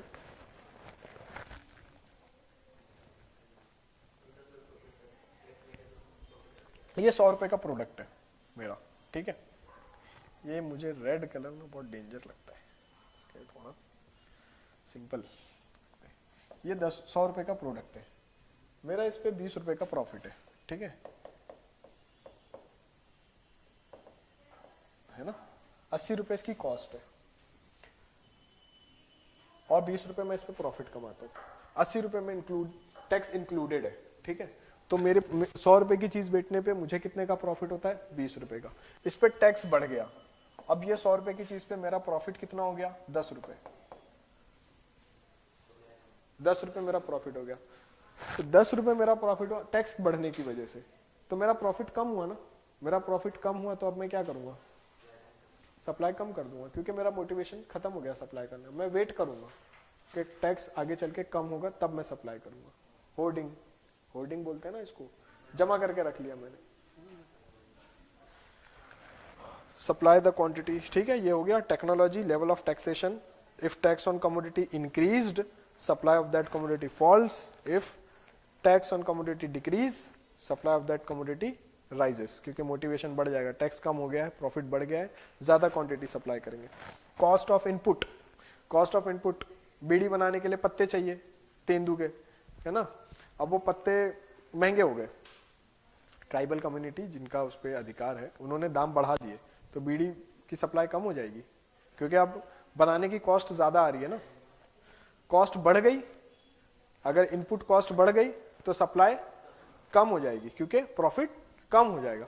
जहां भी प्रॉफिट कम होगा सप्लाई कम होगा। ठीक है, इतना सिंपल सा याद रखोगे तो सारे फैक्टर्स याद रखने में आसानी होगी। अगर मेरा प्रॉफिट घट रहा है तो मेरा मोटिवेशन सप्लाई करने का ऑलरेडी घट गया है और अब मैं सप्लाई नहीं करूंगा। ठीक है, और अगर मेरा प्रॉफिट बढ़ रहा है तो मेरे पास मोटिवेशन है सप्लाई करने का, मैं सप्लाई करूंगा। ठीक है, बस इतना याद है तो फिर हो गई बातें खत्म, life settle. Price of related goods. Class है क्या अभी आपकी? कोई क्लास है? नहीं। Price of related goods in production. Related good समझते हो ना आप, टी और कॉफी। सब्स्टिट्यूट गुड भी समझते हो, बस वही है। बटर एंड चीज, तो बटर एंड चीज दोनों के लिए मिल्क एक कॉमन रॉ मटेरियल है। अगर मुझे ऐसा लग रहा है कि बटर बेचने में ज्यादा प्रॉफिट है, तो जितना भी मिल्क है वो मैं बटर बनाने में लगा दूंगा, चीज नहीं बनाऊंगा। तो हुआ क्या, चीज ने कुछ किया नहीं है, लेकिन चीज की सप्लाई मैंने घटा दी। क्यों? क्योंकि मुझे बटर में ज्यादा प्रॉफिट दिख रहा है। तो बटर और चीज दोनों के लिए सेम रॉ मटेरियल लग रहा है। देखो, जिन चीजों के लिए same raw material, Amit IAS हो या XYZ आईएएस हो, तो अगर मुझे लग रहा है कि यहाँ पर सप्लाई करने से ज्यादा फायदा है, तो मैं वहां सप्लाई करूंगा। यहाँ की सप्लाई घट जाएगी या यहाँ की बढ़ जाएगी, डिपेंडिंग अपॉन अदर प्लेसेस। ठीक है, तो ये कैसे किस चीज पे डिपेंड कर रहा है? मेरा प्रॉफिट। सारी चीजें किसको लेके चल रही है? अगर मेरा प्रॉफिट बढ़ रहा है तो मैं सप्लाई बढ़ाऊंगा। अगर बटर बनाने में मेरा प्रॉफिट ज्यादा है तो मैं बटर बनाऊंगा। अपने रिसोर्सेज कहां लगा दूंगा? बटर में, चीज में नहीं। अगर मुझे लग रहा है नहीं, अब तो देखो, आप तो change of taste and preference है, लोग बटर की जगह चीज यूज कर रहे हैं, पिज्जा, बर्गर, फलाना ढिमाका, ठीक है, तो मैंने क्या किया, चीज में अपने रिसोर्सेस लगा दिया। क्यों? क्योंकि रिसोर्सेस लिमिटेड है। ये सारा क्यों पढ़ रहे हैं हम? लॉ ऑफ डिमांड कुछ नहीं है अगर आप बहुत अमीर आदमी हो तो। ये सब तभी है जब आपको चॉइसेस करनी है, चूज करना है, you have to make choices, तब ये लॉ ऑफ डिमांड सप्लाई है। भाई अगर आपके पास इतने सारे रिसोर्सेस है कि आपको कोई फर्क नहीं पड़ रहा, तो क्या जरूरत है डिमांड घटाने की और बढ़ाने की? आपको डिमांड है तो है, भाई गर्मी में मुझे पहन के घूमना है, जैकेट तो पहन के घूमना है, मेरे पास पैसे हैं। लेकिन अगर मेरे पास पैसे कम है तो फिर मैं सोचूंगा क्यों पहनना है ना। यही ये जितनी चीजें हमने पढ़ी ना डिमांड और सप्लाई की, इन सब चीजों का एक तोड़ है, वो है इक्विलिब्रियम। इक्विलिब्रियम नहीं आएगा तो मार्केट चलेगा ही नहीं। तो मार्केट इक्विलिब्रियम में होता है। कैसे होता है? अगर ठीक है, थैंक यू 2:30 बजे तक कर लेंगे। तो अगर मान लो आपकी किसी भी चीज की सप्लाई ज्यादा है, मार्केट में जितनी डिमांड है उससे ज्यादा सप्लाई है, तो क्यों है सप्लाई ज्यादा? क्योंकि प्राइस ज्यादा होगा, तो इन्होंने ज्यादा सप्लाई कर दिया। देखो ध्यान से समझना, मैं कुछ लिख रहा नहीं हूं, आप ध्यान से समझो। अगर मार्केट में किसी चीज की सप्लाई ज्यादा है, ज्यादा मतलब मोर देन द डिमांड, तो इसका मतलब यह है कि उसकी प्राइस ज्यादा है ना, तभी तो सप्लाई ज्यादा कर दिया आपने। आपने ज्यादा सप्लाई किया क्यों? क्योंकि प्राइस ज्यादा है। तो प्राइस ज्यादा है तो डिमांड ऑटोमेटिकली कम है और सप्लाई ज्यादा है। जब सप्लाई ज्यादा रहेगी और डिमांड कम रहेगी तो प्राइस क्या होने लगेगा? फॉल करने लगेगा। और फॉल करते करते प्राइस वहां पे पहुंच जाएगा जितनी प्राइस पे लोग उसको खरीदने के लिए तैयार है। क्योंकि डिमांड में मैंने आपको क्या बताया, कंज्यूमर को चाहिए and consumer is willing to pay. Supply में क्या है कि यू आर सप्लाइंग, अगर आप सप्लायर हो तो आप सप्लाई कर रहे हो एंड उसी रेट पर, ठीक है। तो एक रेट पे आपने सप्लाई कर दिया, एक किसी रेट पर, मान लो 100 रुपए पे आपने सप्लाई किया अपना एक प्रोडक्ट। मार्केट में उसकी डिमांड नहीं है, क्यों? क्योंकि मार्केट में लग रहा है उसकी प्राइस ज्यादा है। तो अब जब आपने सप्लाई कर दिया, वो प्रोडक्ट आपका बिक नहीं रहा, प्राइस क्या होगा? कम होगा। जब प्राइस कम होगा और एक टाइम पे वो प्राइस इतना हो जाएगा जितने में पीपल आर विलिंग टू पे, ठीक है, तो वो आपका प्रोडक्ट बिकने लगेगा। तो इक्विलिब्रियम क्या है? इक्विलिब्रियम ये है कि जितना डिमांड है उतनी सप्लाई है। भाई आप सप्लाई कर रहे हो, प्राइस ज्यादा है, आपने सप्लाई कर दिया, सब मार्केट में सप्लाई बढ़ गया, मार्केट में सप्लाई बढ़ गया लेकिन कोई खरीद नहीं रहा, तो आपने सप्लाई कम किया ना। फिर आप ऐसे तो हो नहीं कि सप्लाई मार्केट में कोई नहीं खरीद रहा, आप गोडाउन पे गोडाउन के लिए सप्लाई नहीं कर रहे हो ना, कंज्यूम करने के लिए सप्लाई कर रहे हो, कंज्यूमर के लिए कर रहे हो।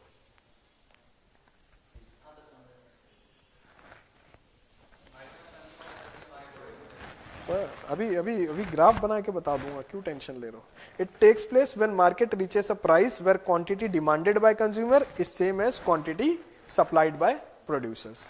अगर इसमें फर्क है, जैसे ये टेबल बनाते हैं हम, ये हटा दो इसको, कुछ नहीं है, ठीक है।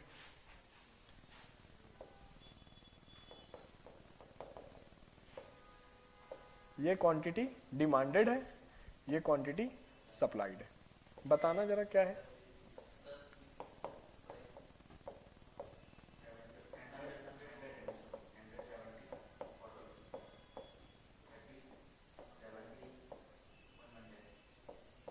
बस हो गया।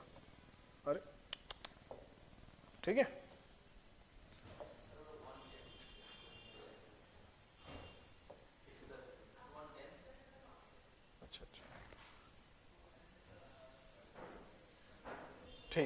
बस चलो ये मैं बनाता हूं इसका क्या, डिमांड कर्व। प्राइस तो सेम है सब में, 10, 20 और ये 30। ये है 30, 40, 70, फिर क्या है 100 और 110। ठीक है, मैं पहले प्लॉट करता हूं डिमांड कर्व। ठीक है, डिमांड कर्व 10 रुपीज प्राइस है तो डिमांड कितना है,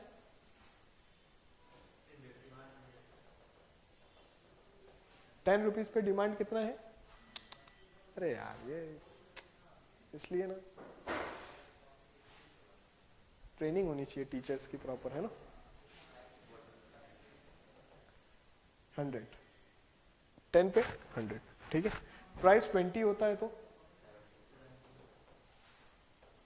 70।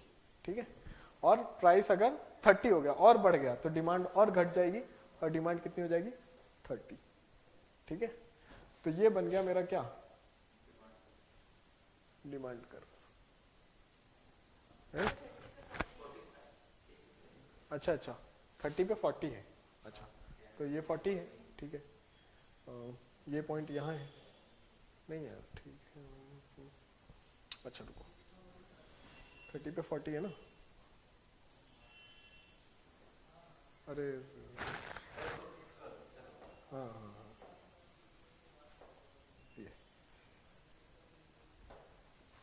ये हो गया 40, ये हो गया 30। ठीक है, स्मार्ट आ गया समझ में अभी। ये है आपका डिमांड कर्व। ठीक है, अब मैं क्या कर रहा हूं, सप्लाई कर्व बनाता हूं।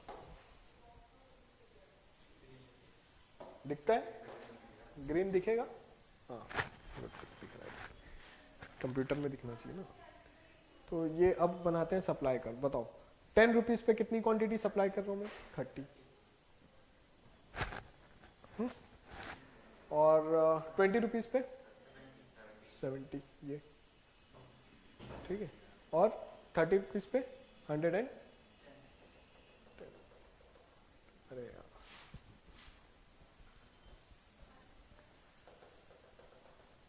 ठीक है, ये तो ये मेरा बन गया क्या, ये बन गया मेरा सप्लाई कर्व। अब अगर मैं 110 रुपए की बात करूं, सॉरी 10 रुपए की बात करूं, 10 रुपए पे क्या हो रहा है, 10 रुपए पे डिमांड कितना है और सप्लाई कितनी है, तो ये एक्सेस डिमांड है।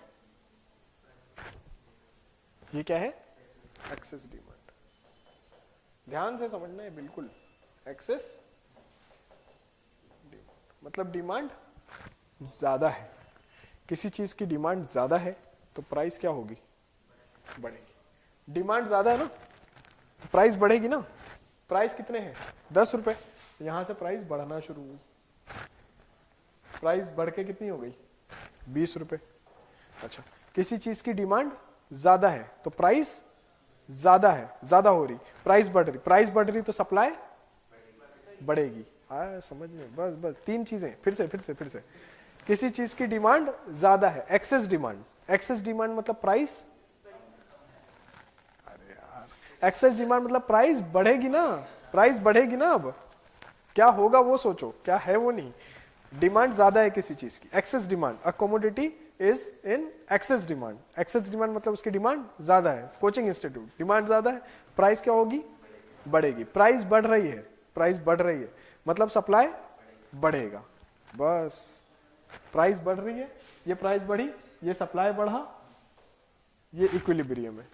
ये इक्विलिब्रियम पे क्या है, डिमांड और सप्लाई दोनों मीट कर गए। कैसे पता चला मीट कर गए, कर्व से। कर्व बनाया हमने, जो इक्विलिब्रियम पॉइंट है वो इसका मतलब ये है कि डिमांड और सप्लाई वहां पर सेम है। सेम है मतलब ये आपका एफिशिएंट पॉइंट है, रीच कर गए ना। तो ये एक्सेस डिमांड था, ये डिमांड घट गया ना, क्यों, प्राइस बढ़ा ना। नहीं समझ में आ रहा है, देखो मैं इवेंट्स का सीक्वेंस बताता हूं आपको। ये मैंने डिमांड कर्व बनाया, सॉरी ये डिमांड कर्व बनाया, ये सप्लाई कर्व बनाया। जब मैंने ये दोनों बना दिया तो मुझे पता चला कि एट प्राइस 10 रुपीज डिमांड कितनी है 100, 110 छोड़ो, अभी 100 याद रख, 100 है, और सप्लाई कितनी है 30। तो इसका ये मतलब है कि डिमांड ज्यादा है ना, 100 क्वांटिटी डिमांड कर रहे हैं और सप्लाई कितनी है 30, तो डिमांड क्या है ज्यादा है।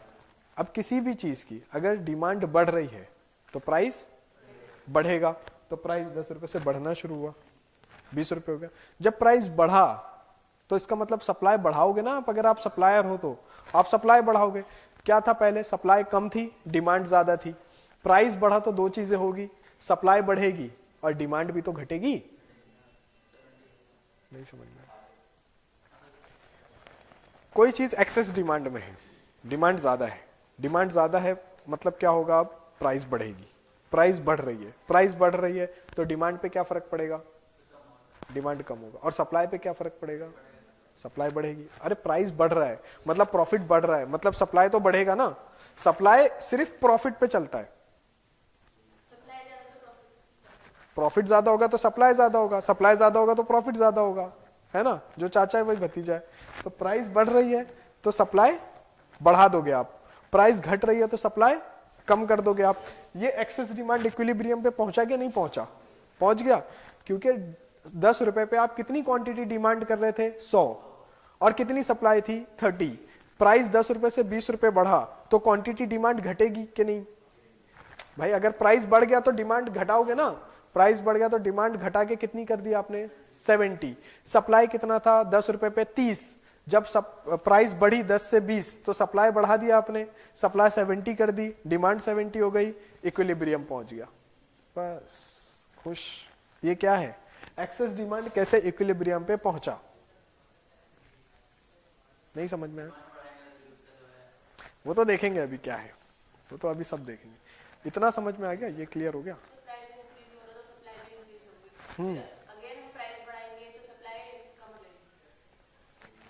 प्राइस अगर बढ़ रहा है तो प्रॉफिट बढ़ रहा है सप्लायर का, तो प्राइस जब तक बढ़ते रहेगी सप्लाई बढ़ती रहेगी, उसमें कोई चेंज नहीं करना है, ठीक है।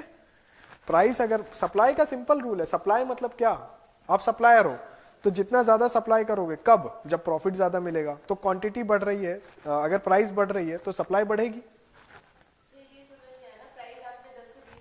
हाँ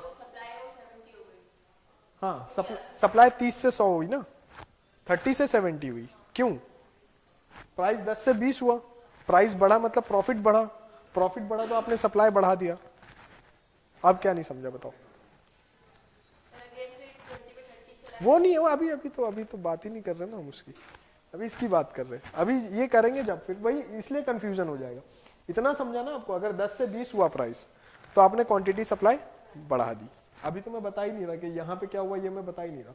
देखो प्राइस 10 से 20 हुआ तो सप्लाई आपने बढ़ा दी 30 से 70, प्राइस 10 से 20 हुआ तो डिमांड आपकी घट गई 100 से 70। इतना क्लियर है, बस इतना क्लियर होना है। अब ये चलो, नहीं चाहते हुए हम व्हाइट लेंगे।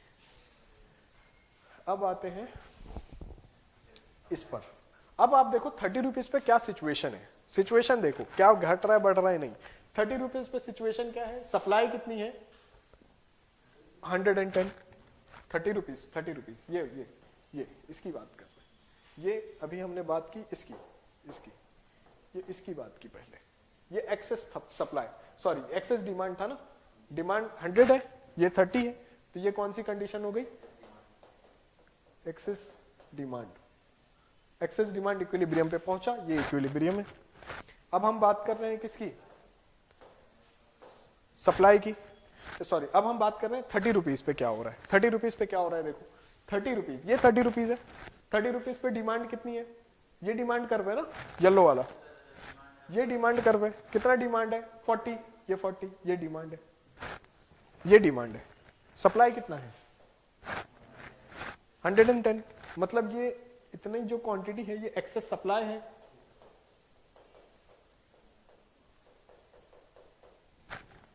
Excess supply. क्यों एक्सेस सप्लाई है, क्योंकि 30 रुपीज पे डिमांड कितने की है 40 की, लेकिन सप्लाई कितनी है 110, मतलब सप्लाई ज्यादा है, डिमांड कम है। किसी भी चीज की अगर डिमांड कम हो रही है तो प्राइस गिरेगी, प्राइस फॉल करेगी। प्राइस 30 रुपीज से फॉल करना शुरू हो गई, प्राइस 30 रुपीज से घट के कितनी हो गई 20 रुपीज। प्राइस घटी, आप डिमांड बढ़ाओगे कि नहीं? प्राइस घटी, आप डिमांड बढ़ाओगे कि नहीं? प्राइस कम हुआ, आप सोचोगे ज्यादा ले लेते हैं, डिमांड बढ़ा दिया आपने, तो प्राइस 30 रुपीज पे डिमांड 40 थी, जैसे ही प्राइस घटी 20 हुई, 30 से कम होके 20 हुई, आपने क्या कर दिया? डिमांड बढ़ा दिया। डिमांड 40 से बढ़ के कितनी हो गई 70। ये डिमांड बढ़ रही है ना, ये क्वांटिटी है ना, इस तरफ हम आ रहे हैं टूवर्ड्स राइट, ये डिमांड बढ़ रही है। डिमांड कितनी थी आपकी 40, प्राइस 30 रुपए था, प्राइस घट के 20 रुपए हुआ, आपने डिमांड को क्या कर दिया? बढ़ा दिया। आपने सोचा प्राइस कम हुआ है, मैं और क्वांटिटी ले लूं, तो आपने और क्वांटिटी कितनी ले ली 70। नहीं समझ में आया? आया ना समझ में? ये देखो प्राइस 30 था तो डिमांड कितना था 40 का, प्राइस 30 रुपए से घट के 20 रुपए हुआ, प्राइस घटा तो आप डिमांड क्या करोगे? बढ़ाओगे।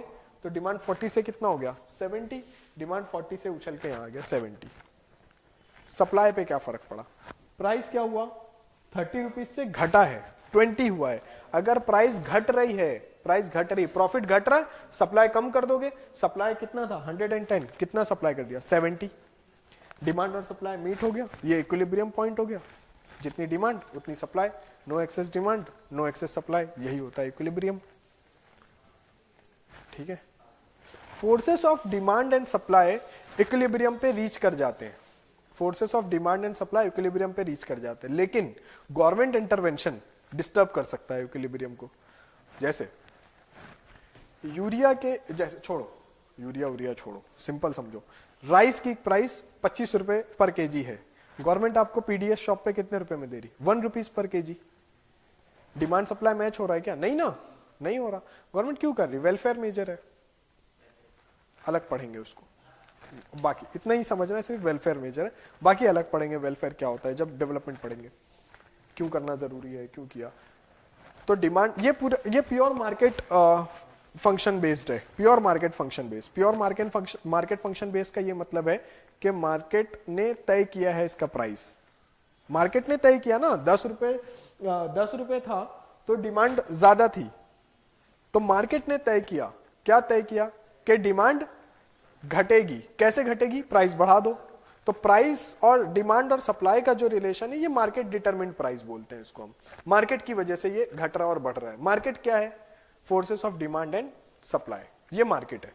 ठीक है, अब गवर्नमेंट इंटरवीन करके उसमें कम ज्यादा करेगी, वो हम अलग से देखेंगे, यहां पर वो नहीं है। ठीक है, ये इक्विलिब्रियम समझ में आ गया, डिमांड और सप्लाई समझ में आ गया।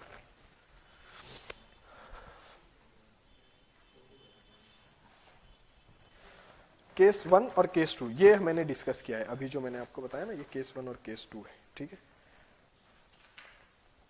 बाकी छोड़ दो, वो मिनिमम वेज फिक्स कर दिया, वो सब छोड़ दो। ये याद रखना कभी भी कि क्या होगा कि अगर किसी भी चीज की एक्सेस डिमांड है या एक्सेस सप्लाई है तो मार्केट उसको फिक्स करेगी। वो गवर्नमेंट वाला अभी हम नहीं डिस्कस कर रहे हैं कि लेबर मिनिमम वेज कर दिया या किसी चीज की एमआरपी फिक्स कर दी, अभी उसको नहीं डिस्कस कर रहे। ठीक है, वो छोड़ो। तो नेक्स्ट पेज देखना, impact on market equilibrium due to rise in cost of input. अब इक्विलिब्रियम शिफ्ट हो जाएगा। क्यों इक्विलिब्रियम शिफ्ट हो जाएगा? क्योंकि cost of input shift change हुआ है। कॉस्ट ऑफ इनपुट हमने पढ़ा है, कॉस्ट ऑफ इनपुट प्राइस है क्या? नहीं। हमने क्या पढ़ा? देखो, जो डिमांड कर्व पे मूवमेंट होगा या सप्लाई कर्व पे मूवमेंट होगा वो प्राइस में चेंज की वजह से होगा।